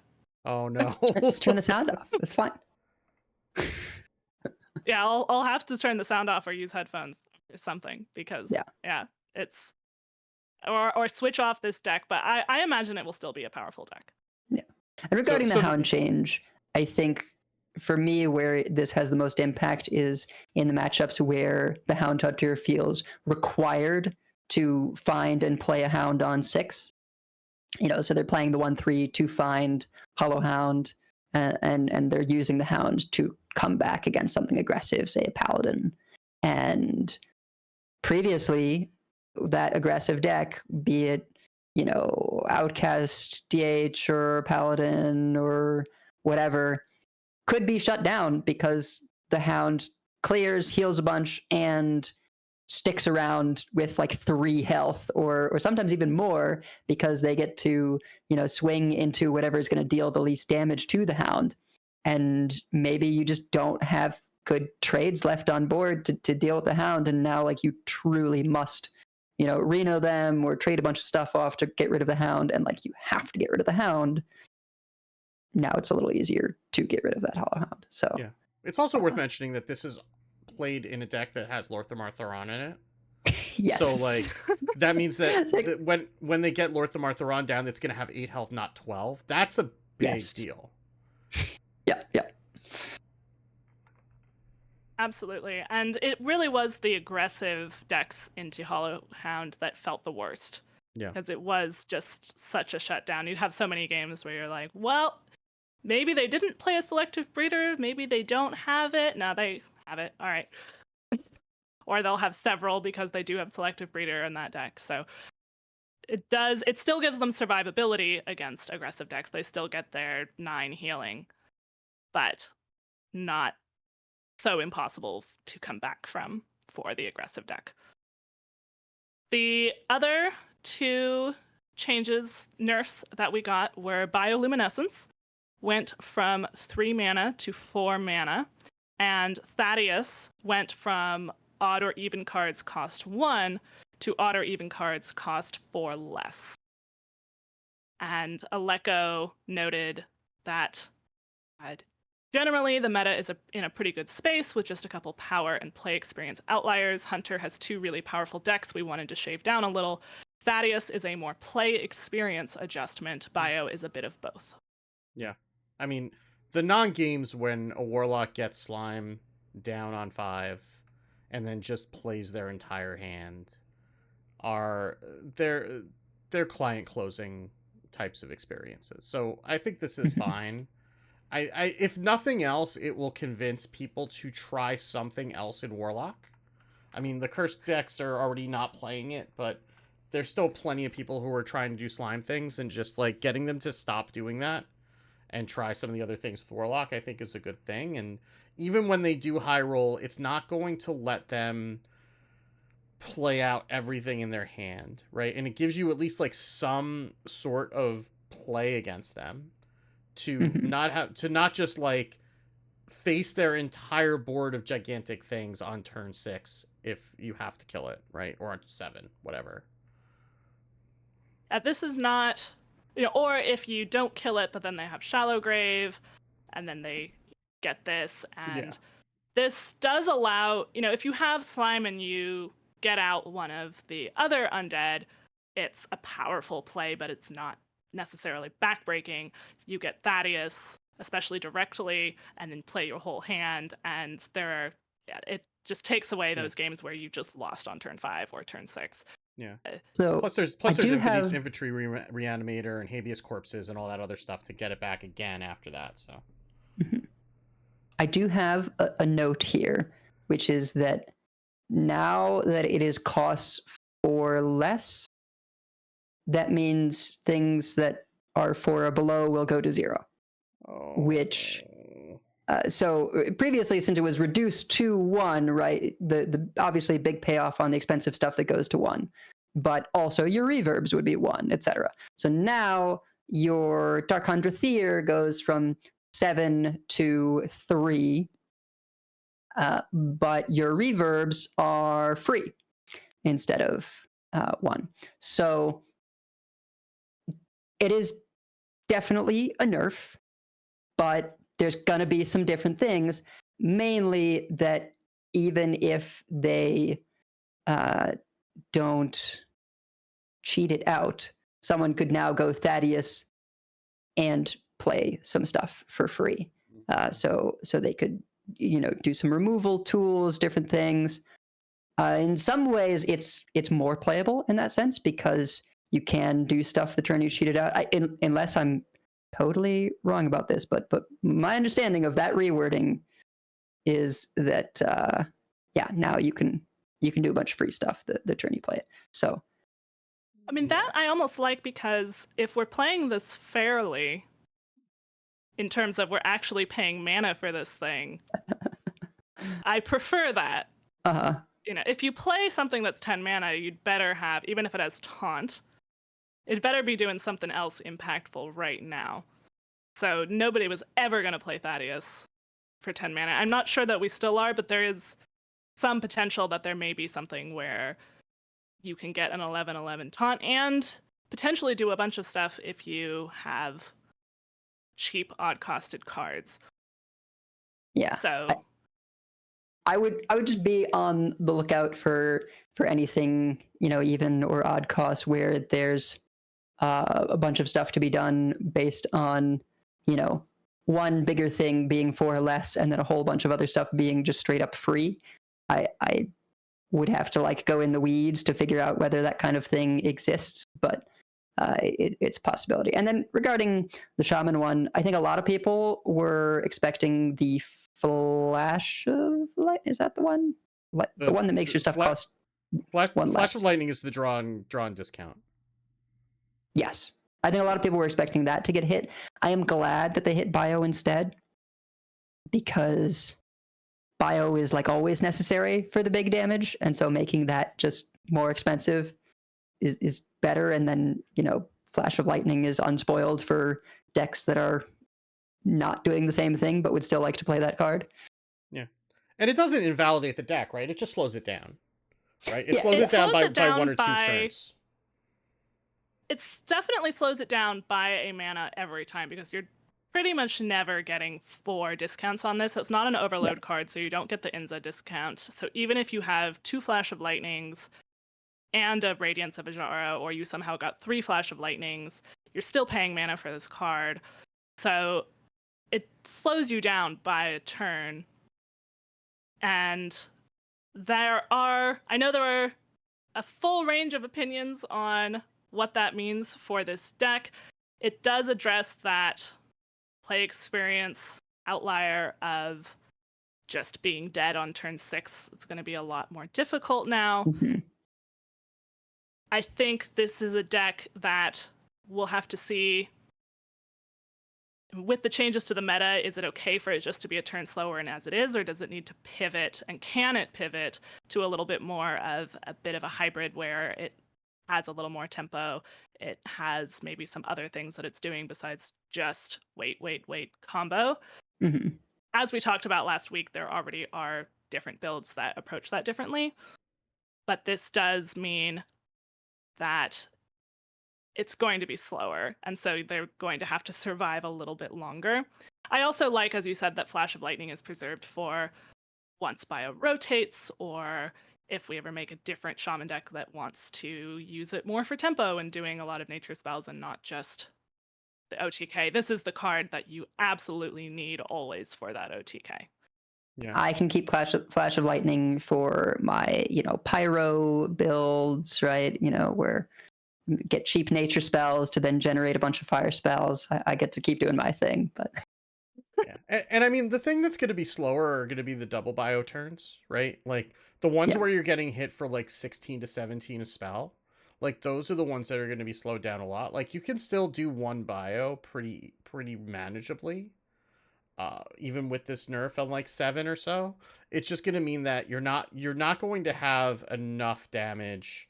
You're really gonna need the 3 to 4 burn spells to have enough damage to get there. You're not gonna be able to just do it with like multiple bios as easily. Like discovering multiple bios isn't going to be as effective to get you there. Right. But I think that it's still gonna be perfectly viable, though I think that it might turn out that like the Vicious Syndicate Totemic list that was running Prescience that also had like the Flame Geysers, that might end up being the way to go, because you might just need more burn to get there with not being able to double bio as consistently when you have it. I don't know. I think the deck is still going to be playable at this rate. Like I Yeah. feel like if they'd also gone in and like nerfed Crash of Thunder, then I think we'd be talking about the deck being dead. But I think Mhm. just this one change, I think there's a way to build it. It's gonna have to not be as all in on doing the combo and more about getting chip damage in to enable the combo. To get there, but I think that it's still perfectly viable. It's just going to have to change how it's built a little bit.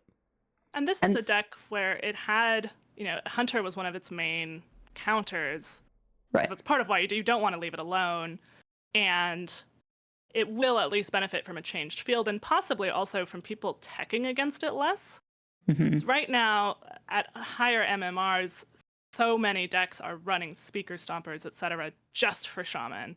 Yeah. And the Flash of Lightning wasn't even that effective, because every time you played it, you got Speaker Stompered because it was so telegraphed. And so this might, the silver lining might be, if it reduces the popularity, especially, which I'm sure it will, then you might see less tech against it, which actually then goes back and helps the deck a little bit. I'm not sure if that's. I doubt it helps it enough to be back to where it was before, but it is a thing to consider. Yeah, Yeah, I there's do always this wonder if weird that. Yeah. dance with tech cards like that Yeah. that like really hose something, where it's like, okay, well, if people run the tech card less, then it actually kind of gets better, but then if it is too good, people start running the tech card again. Yeah. But I don't know that that's necessarily going to happen because, like, Shaman wasn't the only reason you were running Speaker Stomper, it's also Mage and Druid, right? And so, That's like, true. like Vicious Syndicate was recommending running double Speaker Stomper in Hound Hunter, which for Mage, Druid, and Shaman, which only one of those wasn't a favored matchup before. Like, Hound Hunter, even before that, had like 65% win rates into Shaman and Mage, but Druid was a problem, right? So then if Druid's the problem and Druid's been seeing more play, then you keep the Speaker Stomper in, especially if it has other things that it hits. So if Mage and Druid stay where they are, then maybe the Speaker Stompers aren't going to be played less, but we'll see. I mean, maybe it is because people will just lose to those decks even despite the Speaker Stomper anyway, which seems to happen, enough. I don't know. You have to play the Speaker Stomper and be doing something. Yeah. Right? Otherwise, delaying a turn is not necessarily helping you unless all you needed to do was draw another card and get another mana. So, well, then we should talk about some buffs. So I'm going to start with the non-warrior buffs, and then we'll do the warrior buffs. So the comment from Aleko was, we're also making some buffs. Warrior didn't land where we were hoping, so we're giving it a bit more power so that there's room to explore what it has to offer. We're also adjusting a few other cards that we think had some room to be a bit stronger. So for Death Knight, the plague card that they touched was Down with the Ship, which was deal 3 damage, shuffle 2 random plagues into your opponent's deck. It used to be that it had to actually kill the minion to shuffle the plagues, and now it will just always shuffle the plagues. Also, it can go face now. Oh, that's important. Yes. Yep. Also, it can go face now. That's very important. Yeah. That makes it a Yes. much better card. Yeah. As that is a deck that needs more damage Well, and a little bit earlier. Frost is the sort of face damage element of DK, and I think since the whole thing of plagues, they draw them and it deals 2 damage, you kind of need to be pressuring them a bunch so that 2 damage actually like has an impact. So now having the potential of against something slower, where before it's like, well, I guess I'm shuffling in 2 plagues. Well, now each time you get extra down with the ships, you're also dealing another 3 damage to their face potentially. So that feels just a lot better. Yeah, and you're always shuffling those plagues. Like if your opponent's just playing big bots, right? Mhm. Like if you're playing against like a druid, right, where Down with the Ship isn't going to kill very much in that deck. Like they're playing a lot of like the Disciple is 4, so you'd have to use a hero power, which means you're spending 4 mana to kill it. Like once they're going off with the drum, you're not killing anything. Like you're hoping that they're going to play some of the treants early so you can kill those. But other than that, it's like, and they can just like not do that if they know that you're plagues, right? So, and there are other decks that are just like playing just big things, like a Control Priest can get away without playing any small minions for the most part. So making sure that you actually get those 2 plagues, because you need a quantity of plagues for this deck to work. And if that has to get used and doesn't kill something, you're gonna feel terrible about it. So now you don't have to worry about it. Now if you'll feel sad because it's not going face if you're using it to kill a minion, but at least you know you're always getting the plagues off of it. And you could just like play it on 2 and start the plagues in early, right? To start getting them drawn on a turn when you have the mana, even if your opponent hasn't played a minion into it. Yeah. So even, they didn't hit a bunch of the plague cards, but that does feel like potentially impactful change. We also had in Demon Hunter, Mythical Terror went from 3 attack to 4 attack. If you already forgot that card, it is a 7 mana, now 4/10 Demon Beast. Lifesteal, at the end of your turn, force all enemy minions to attack this. So it sort of attacks the whole board. And this definitely is a big break point in terms of now it's going to clear a lot more things. than 3 mana. I don't know 3 attack. I don't know still what deck is playing this. I mean, I Uh, guess Big but- Demon Hunter, but that doesn't exist right now. So A Big Demon Hunter also, you don't necessarily want things interrupting your other demons. I know early in the expansion, some people were talking about putting this card in ETC so it doesn't get pulled by your Fellscale Evoker. But because you do need some survivability in that deck. So I don't know if this maybe goes in a new Big Demon Hunter, makes people reevaluate that deck a little bit, or if it's ever just a survivability tool in another deck. I mean, it's so much worse in general than Silvermoon Arcanist Unleash Fel, but something may happen to that eventually. yeah, I mean, like they're already running so much crap in the Relic Demon Hunter anyway that maybe you just find room for this. Like it's got to be better than some of the bad tech cards that people are running in that deck. So maybe this just eventually finds a spot there. Because I mean, like the other thing about it going up to 4 is trade stuff off, but it also heals you more, right? Hmm. So Yes. like going if your opponent has like 4 minions on board that aren't going to collectively kill it, right? You're going from healing 12 to healing 16. That's a big difference, right? So, but again, you have Arcanist Unleash Fel. Do you actually need another healing option in that deck? Maybe not now. Maybe after that rotates. Maybe you do. Who knows? Well, also, if the meta, a lot of the tech cards they have right now in Relic are aimed at Shaman. Yeah. And so if we have less Shaman and maybe we have more aggressive board decks, we'll have to see. Then maybe this makes more sense because you don't always find the Unleash Fells. This does come online later because it's 7 mana. So, but we will have to see. It certainly is a card that could use a little bit of a buff. Yeah, We'll I see mean, whether it's enough. one thing about this is like if you play Raging Fell Screamer, you can immediately play Mythical Terror without having to do any extra work, right? You don't need the Fell Scream Evoker to recruit it out or anything. You can just straight up curve. I think it's Raging Fell Screamer. The 4/4 reduces your next demon by 2 into this, and so that's now a nice board clear available for the big DH. But I did see a big DH earlier. I don't know if they were running this. They were, busy killing me with Inquisitor, but As they do. yeah.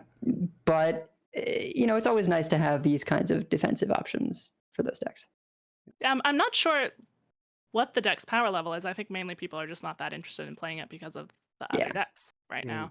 They're also, they're also dying to Shaman on 7, so not doing anything until 6 is not a great game plan. Yep. That's true. All right, well, for Druid, Frost Lotus Seedling is the 3 mana nature card that blossoms in 3 turns. It now draws 1 card and gains 5 armor instead of 4 when it's unblossomed, and if it blossoms, it draws 2 cards and gains 10 armor instead of 8. So Okay. it still takes 3 turns to blossom. Yeah. So it's not something that you can really play on curve, and if you top deck it, at least it's giving you 1 more armor.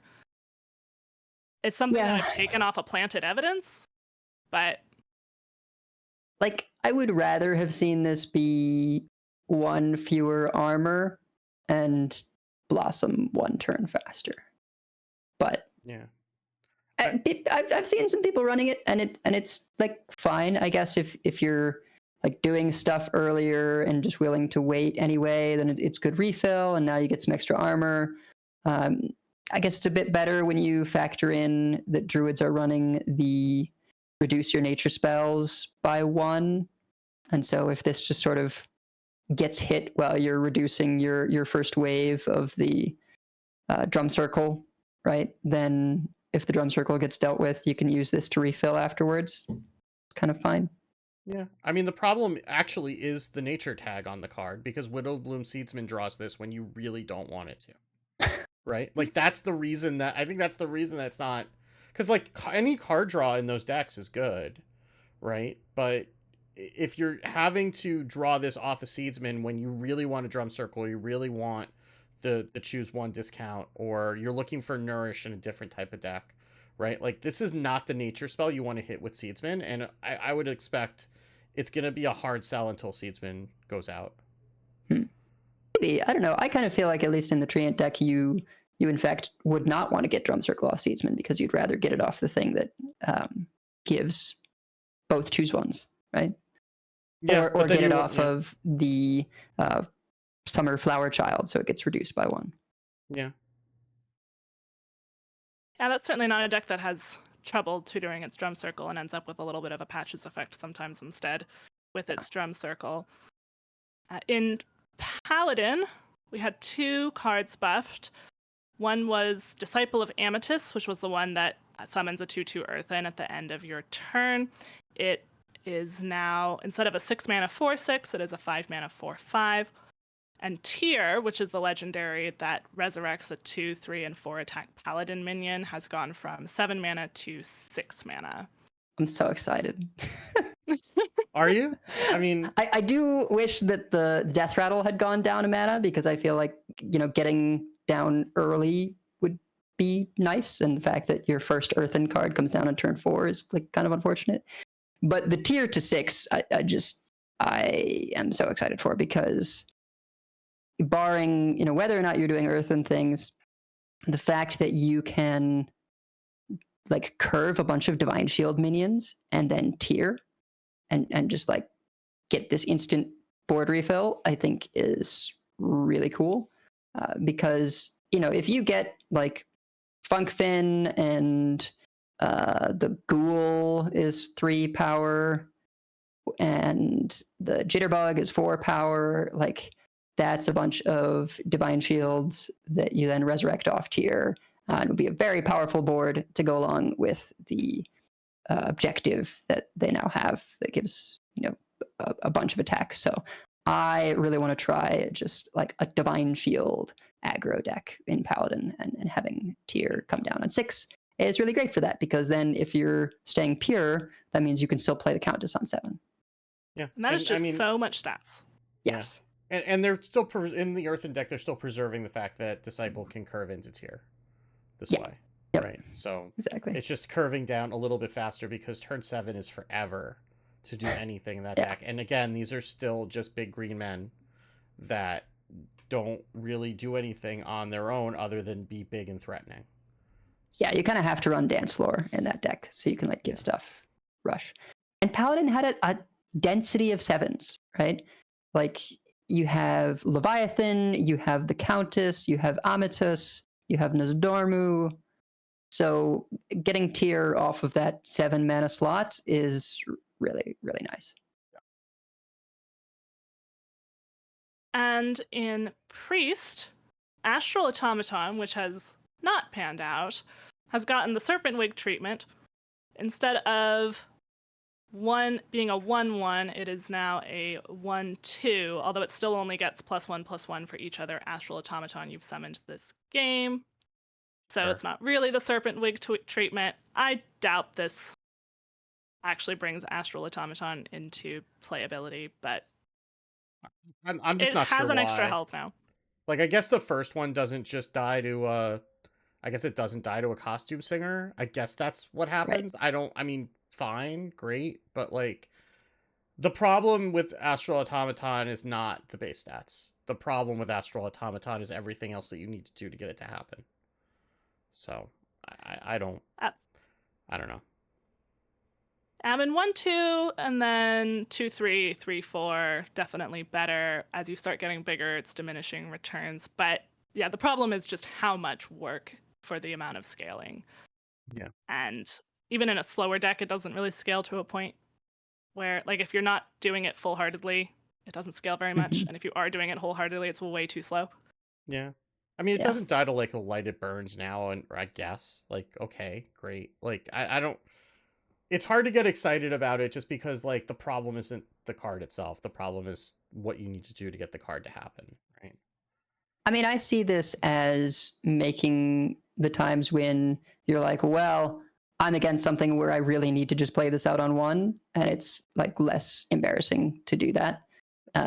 So you can play it out on one. I mean, maybe you just do it in some kind of aggressive mech priest, and it's sort of like any additionals that you get off discovering from Amalgam or Gorilla Bots or something are fine, and it's just sort of like another minion in your aggressive like shadow mech deck or something. I don't know. Well, I guess you probably don't want to do shadow if you're going to be running like the power chord Creation synchronized, Protocol, but yeah.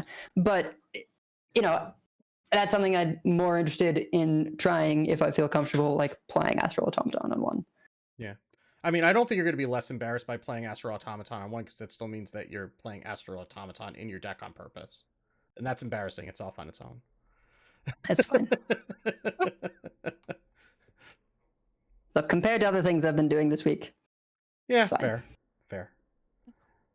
Our last non-warrior buff is Fellstring Harp, which went from 2 mana to 1 mana. That's the Warlock instrument that whenever your hero would take damage on your turn, restore 2 health instead and lose a durability. Yeah. So that seems pretty powerful. I didn't think this actually needed a buff. I was surprised that they did. But, I mean, not having to take a turn off from hero powering when that's what you want to do with the card is good. Yeah. I mean, what I like about this is that it really feels like you can just slip it in at a later point in the game, because so many times I think people fall into the trap of like, I'm going to play it on 2, and then my hero powers are free, but I'm not benefiting from the healing at all. When really it's like you kind of want to play it later on after you've already taken some damage from stuff, and then you're benefiting from the heal when you do your hero powers or other self-damage things, or any of the like crescendo things. So being able to just kind of play it whenever you want is nice. So you can make sure you're benefiting from the healing. But it definitely was one where it's like this felt strong, but it also just like nothing was running it.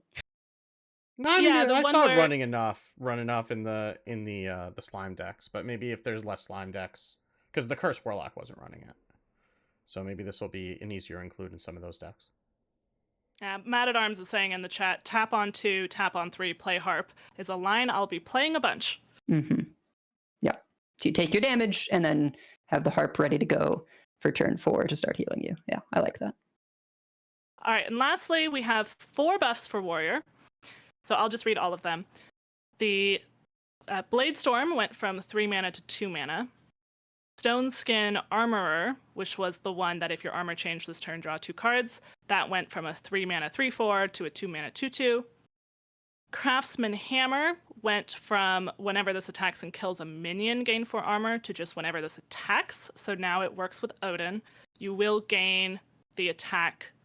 You will gain the armor while you're attacking, and so you'll gain that armor. By the time you connect with your opponent's face, you'll be doing the extra 4 damage. That part I did not know. That's exciting. It's effectively a Gore Howl that doesn't, Oh, yes. that doesn't have the whole if you attack a minion, it keeps the durability thing. And lastly, Trial by Fire went from 7 mana to 6 mana. That was the one that summons 5 1/1 Valkyrs with Rush. Yeah. It was okay at 7, but I definitely appreciate all of these are great. I did not personally have Stone Skin Armor in my Odin deck because I had a little more targeted minion pool for the rifts and stuff, and focused on like having fire stuff to revive the Phoenix. So I had like the fire, draw 2 cards spell in there. But it's definitely a really solid card, and one of the reasons that I was even interested in taking it out of my Odin list was because it was always so awkward to play, weirdly, as a 3 mana 3/4. Like it just felt weird unless you had Craftsman's Hammer equipped, right? It just always felt a little tough to squeeze in the Stone Skin Armor. So yeah, all of this, Bladestorm going to 2. I think the biggest deal one is the Craftsman's Hammer, Yes. because it actively felt bad to play after you had played Odin, and now it feels good. And for any of the matchups where, against Mage or against Shaman or whatever, where you're just like, I want to build up armor, but I don't necessarily want to hit minions with my face Right. to get the 3, to get the armor back. So now that it is, you can just swing face and gain 4 armor, huge deal. Big fan of that. And now that you get to hit face for 7 as well. Oh my god. Yeah. I have been wanting to like make Odin Warrior functional for a while, and so I'm excited to try my build after the changes. No Hands also has a build, which I guess people can try, and I'm sure they'll be trying his because I'm in my own little world right now. But I did not personally like No Hands build. I'm not trying to throw shade or anything. I just wasn't a fan. So I made some adjustments and stuff. I have Talon to have a little more consistency finding Odin. Yeah, Well, I'm but certainly not surprised that they buffed Warrior because this is clearly something that they wanted to hit. We've been having people asking for a slower Warrior for a while. And in our interview, Cora was talking about how they really wanted this to hit. They were really excited for it. And so if it still doesn't work after this, I imagine we'll see even more. But these do seem like impactful changes. Yeah. There may also at some point be more cards for more survivability, but this takes the cards that we have and makes them really strong. Yeah, and Bladestorm in particular felt like an old card, right? Like it felt like 3 mana was too much for what you were getting in 2023 Hearthstone.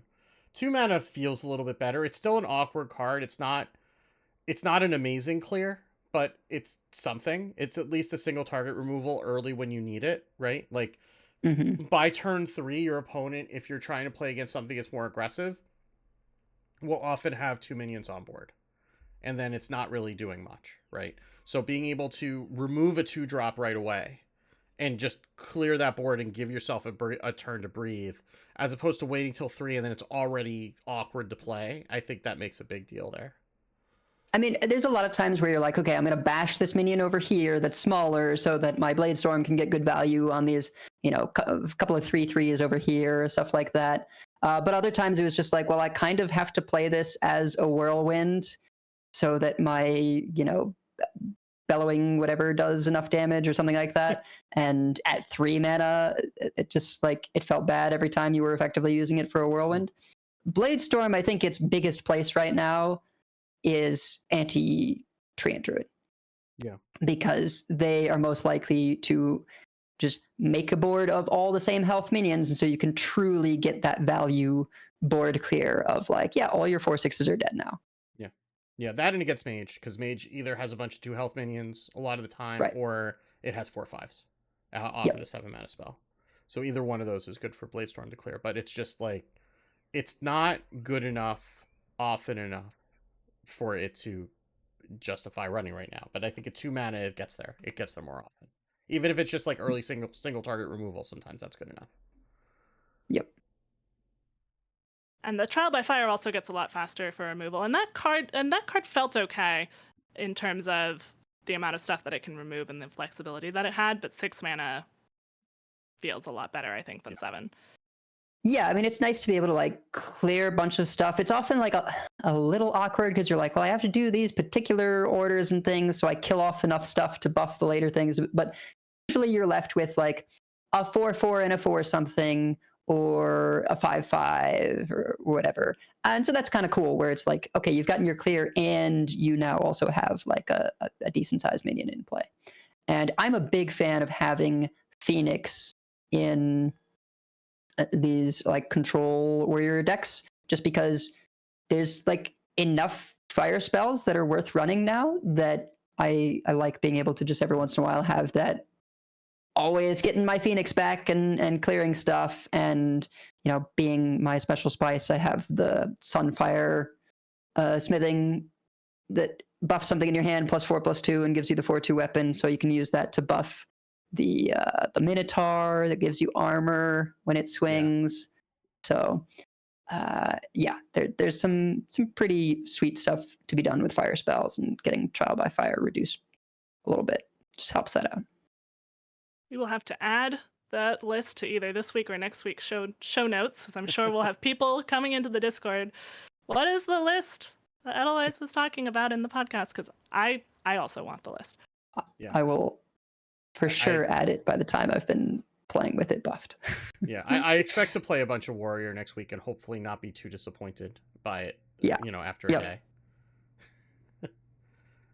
All right, well, we should probably wrap ourselves up, any other thoughts on the balance changes before we wrap up? Oh, I'm excited. It's a little weird that we now have to just like chill over the weekend, knowing about all this and wait for the stuff to actually happen next week. But we'll have plenty to distract us with the Masters tour going on, and get to say goodbye to some of these things that personally were a little frustrating. I'm not going to lie. I was not, despite the amount I was playing, I was not having a great time Yeah. with some of the. I don't know if it was quite rock paper scissors exactly, but I had a lot of just like I would queue a deck and then it's like, oh well, this deck I'm playing just auto loses to Treant Druid if it does the thing, or well this thing I'm doing just auto loses to Immolate because apparently warlocks are immolating and then playing Speaker Stomper, and Oh yeah, that's what I want to do to people. That's right. so hopefully there will be less of that with bioluminescence being touched. We'll see, but mostly I'm excited to do some like warrior and paladin things next week. Yeah. I'm definitely excited about these changes. I think the format was overall in a pretty good spot, but there were some both power outliers and play experience outliers, as Aleko noted in his tweet. And so I'm hopeful that these will help smooth that out. And in the past, the second balance patch, they have a lot of data, and that tends to, they have a good track record. We'll of course see how this lands, and they will continue to keep an eye on, change things more if necessary. But I'm definitely looking forward to playing with these changes on Tuesday. Yeah, with any luck, the golden healthy meta will be like mid-September, like right around my birthday. So that'll be cool. And if not, you can just jam Wild Heroic Brawl for hours and not worry about it too much. Yeah, exactly. That's fine. I'll be playing Twist anyway. Well, we have many folks we'd like to thank. Check out our thanks section on the website at coinconcede.com, where you can also find our contact info, our show notes, and our Patreon information. You can monetarily support our show at patreon.com/coinconcede. Join us every week live by following us on Twitch at twitch.coinconcede.com. Join our community chats in our Discord at discord.coinconcede.com, and write into our email at coinconcede@gmail.com. Follow us on Twitter at coinconcede, as well as like, share, and follow us on Facebook at facebook.com/coinconcede. And if you'd like some CC swag, head on over to our shop at shop.coinconcede.com. Big thanks to our producers, Number Theory, DogeDK, Crash, Beef Squatch, David P., Walu, Jeremy T., Bottle Caps, Grumpy Monk, The Burger Club, Kirk Regan, Forgiven One, and Enraged Chicken. Coin Concedes. I will like to start by giving a coin concede to the people over at Blizzlet for the opportunity to be on the show yesterday. It was just a ton of fun, and definitely encourage people to check that out with, again, the not safe for work caveat. Also, a coin concede to the friend who I was playing Spirit Island with this past week, who pointed out that I had been playing this game wrong the whole time. Very nicely pointed out. It's better balanced the way it's supposed to be balanced, shockingly. So, thank you to that friend. And a coin concede to my brother for our twin birthday. Always a really... As much as I was joking last week about we only get half as much cake, we actually got as much cake just all at once this year. There was a lot of cake involved, and it's just really nice to kind of celebrate our siblinghood each year on our birthday. So, coin concede to my brother. And happy birthday. Thank you. Wicked? I'm just going to coin concede to the devs for pushing this patch out, because holy crap. Like, I was reading this furiously on the drive, like, well, not on the drive, I wasn't driving at the time, on the ride back from Maine, because Maureen was still driving at that point, and trying to catch up on it. It's just like, how the hell did they get all this stuff in one patch? Like, good lord.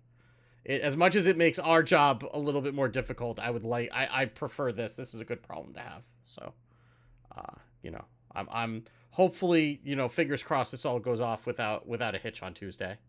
But Be kind. If you find bugs on Tuesday, be kind, because holy crap, this is a lot of stuff. And then I would like to concede just to everyone who has sent me their well wishes, gotten us stuff from our registry, or gotten us a meal on Meal Train. We have been truly blessed with support recently, not having to worry about like going to get groceries or like figure out cooking stuff or anything. I swear we've had like a friend or family member over for a couple hours almost every day to like come and do dishes or like watch the baby while we take a nap or any of that kind of stuff. We have been truly blessed with all that support, and we've got family from out of town this weekend for the baby naming, so that's going to be a whole thing. We've like rented tents and everything. Wow. Yeah, we've got a side lot, right? I say we. Our friends who own the house also own the side lot, and so we're going to be setting up tents because it's going to be a lot of people. Wow. You know, they'll be getting, everyone will get to know at that point her full real name and Jewish name. Well, our family still just going to be Adel Baby online, but Oh yes. uh, There was a debate and in the Discord whether it was going to be Adel Baby or Baby Vice. So yeah. No, Baby Weiss is, well, I guess Weiss is Weiss. I don't know, my cat. yeah. My cat, who is co-opting all of the baby things for herself. It's like That's the right of a cat. That's why you're coming to the world as a cat, to take over Yep, everyone else's belongings. So that only tracks. exactly. And then concede to my wife, who has just been a real champ through all of this and has been totally understanding of like me still needing, stuff like the podcast. And like one of the things we're using this assistance from people for is like me having time to record tonight. And eventually, well, later I'm probably going to be doing my editing like during my night shifts. Is what it's going to be when the baby's asleep. I'll be editing. But yeah, thank you, Wicked, for Yes. taking this week. Really appreciate that. One last week of break from editing. Yeah. As long as it's not a permanent job, because Maureen will kill me. No. It is not. It's just first couple of weeks with the baby. Yeah, It's no really problem. I'm happy appreciated. to help out. In the short term to get you back on your feet. No problem. Yeah. So Right. So it's been a wild ride. yeah. Well, so until next time, keep calm and go to tier 7. And if you see us on ladder, coin concede. Coin concede. Point and concede.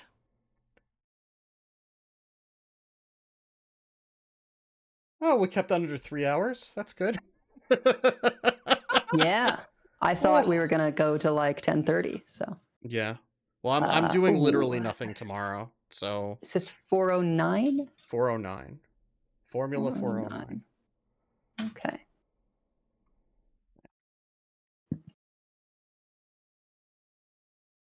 Not 490, 409. And I will try and play a bunch of BGs for next week. Yeah, I should probably be glad that I can't play Baldur's Gate 3 yet because it's not on Mac yet. I did play the early access and it runs okay on my Mac, so I'm like, yes. Yeah. But it's probably good that I can't play it yet. Yeah. I like, because I can only play it on my computer that's in the basement, I haven't played as much because I've been spending a lot of time on the couch just with the baby. Like I binged Wednesday and I've been watching like movies from my youth that my dad really liked, like, the Kevin Costner Robin Hood, The Mask of Zorro. I'll probably watch The Three Musketeers at some point. It's Yeah. I've been missing my dad a lot. Yeah, I haven't. You should have put a Steam Deck on your baby registry. Is what you should have done, because then You're not wrong. But people have been donating to the cargo bike fund, which is nice. Yeah. No, I have been thinking about it, but I'm probably gonna wait for a sale because I don't know any. Like my daughter's like, oh yeah, well you used to play Dungeons and Dragons, you shouldn't have trouble. I'm like, kid, I played Dungeons and Dragons when I was 12, when they still had it in like the red box. Like, Ay, ay, ay. like I don't know, and I I didn't play it for very long. I don't know anything that's going on today, and I don't know what it's like to try to like learn all the mechanics in the game. And I've also, I've got one Trails game down, but I've still got 9 to go. So, Yeah, Steam Deck I think would be really nice specifically for Baldur's Gate 3. My friend said it runs pretty Yeah. well. The graphics are middling on the Steam Deck, but yeah, they're going to be. But he said it controls well, which is a big thing. I always feel like inventory management is kind of a pain on things that aren't PC, but he said it was okay on the Steam Deck. I mean, yeah, you have the thumb trackpads that can help with that too. So. Right, yeah. But my problem with Baldur's Gate 3 is for me it's just this like simulator of trying all the builds that I don't have time to like do in an actual campaign because I just can't be in that many campaigns. So I've got a Tempest domain cleric that I've like always wanted to try this, where you go the first 2 levels of cleric to get the channel divinity, where this is the main thing. Your lightning or thunder damage spells, you can use your channel divinity to, instead of rolling, they just do max damage. It's nice. But the spell list for like if you stay cleric is like not incredible. The best thing you can do is like shatter. So I'm going to go over to sorcerer, multi-class, and pick up lightning bolt, and that's better. Lightning bolt is 8d6.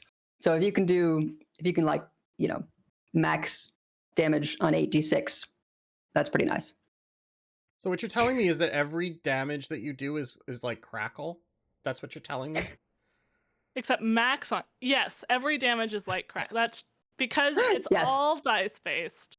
That sounds terrible. D- How do you do this? Like, I don't know why you would do that to yourself. It's better than XCOM. Well, XCOM, it's just Although- you fail on a 95% chance, but it does the damage, when you don't fail on the 95% chance. There definitely is. In the Pathfinder game, I had to reduce the difficulty because there's so much variance in the fuck. rolls. I think this Man. is Baldur's Gate has much less of that.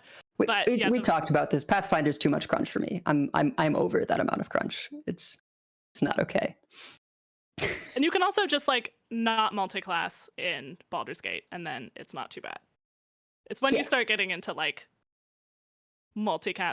multi-classing builds and stuff like that that it gets more crunchy. But This sounds there's like a- it's there's a Elden Ring, respect but mechanic. it sounds like this is Yes. Elden Ring, but all the difficulties in the character creator. Well, the thing is, like, since there's some flexibility, right? Because you make your level 1 thing, and you don't have to think like too hard about stuff early on. But you do. I feel like you can either plan it out really effectively, or you can just kind of roll with it, and then if you want to like do a real build later, you can respec. Yeah. Like, Or I could just hit things in Diablo and not think at all. yeah, I mean that's also true. But I've been checking out this YouTuber who just like makes D&D builds. That's Oh just my his God. deal. And so he had a video on like specific builds for what's available in Baldur's Gate 3 because it doesn't have everything. There has a lot of stuff. So I'll probably be trying out a bunch of those. Also, I want credit. We didn't bring up Diablo 3 once during the episode this week after. It's true. We still After- need to at some point do the Yeah, we have to do a bonus bonus episode. when we have a chance. Maureen and I hit 63 this week in the season. So Man, yeah, I'm not sure if seasonal characters are for me. well, we It's just kind of like started over after they nerfed the shit out of our other characters, and then just like started over in the season. Yeah. So and the last Yeah. patch helped a little bit, but Okay. I mean, like we passed 100 hours, so it's but that's just Solid. like we're hyper focusing on the same thing at the same time. Right? I don't So even want to it's- think about the number of hours that are going to go into Baldur's Gate 3. Like Divinity was, I think, my most played Steam game. Baldur's Gate It's mine 3 too. is going to be like twice that. It's got to be less Not than your hours of immediately. Hearthstone, so it's fine, right? Like not immediately because there will be other things going on, but yeah, I think I probably had something like 160 hours on Divinity. Maybe. I have over 300 hours in like 360 something last I checked in Divinity because I played it myself and I like really slowly because I thought this is the only playthrough I'm going to do, so I'm going to do everything. And then Oh, I look, went Baldur's through Gate's and did updating. a hard mode. Uh-huh. And then Oh, I started playing with one friend. Now I'm playing with another friend, and we're really slow. And so, yeah. oh no, I lied. It's 327.6 hours on Divinity Oh, 2. that's all. Yeah. Yeah. Yeah. Because I did it. I haven't finished it. And at this point, I don't know if I will because of Baldur's Gate 3, but I did like the you have one save difficulty. Oh, that'll do. Um, I do like and I was- every Of course fight you twice. played it hardcore. Yeah, of course. so you so did. I was doing it like lone wolf, so just like you and one other person, and I'm doing the two characters that I didn't play in my first playthrough, which are Beast and Fane, and yeah, that's super hard difficulty. Now I'm doing all the tricks because there's a thing in Divinity where you can pick up an item that is repairable that basically just has a phoenix down that auto does it on your turn if you've been like downed. So you get knocked unconscious, and on your turn you revive, and then it becomes an ashen idol of rebirth. But the amount of action points that you have to spend to repair it is actually pretty low. So you can do that mid combat and just like be able to keep reviving as you probably run away if you're in a situation where you're dying that often. So it allows me to not worry about getting too trapped in like oh god, we can't actually handle this and I only have one save sort of situation. But I'm embarrassed to say that never occurred to me to check whether I could repair it in combat. And I didn't look up enough of the builds. I was just like, nah, I'm gonna make my own build. That's hilarious. Yeah, I would just play every fight twice on hard mode. It's so perfect because you can get two of them, and so for a lone wolf run, it's just like you have one on each of the characters. Yeah. So, but yeah, I'll just be doing a bunch of Baldur's Gate 3. I almost feel bad that I played so much of the early access on Baldur's Gate because I think that's been part of my like dragging my feet a little bit on playing it recently. Is like it'll actually take a while before I hit content that I haven't seen yet.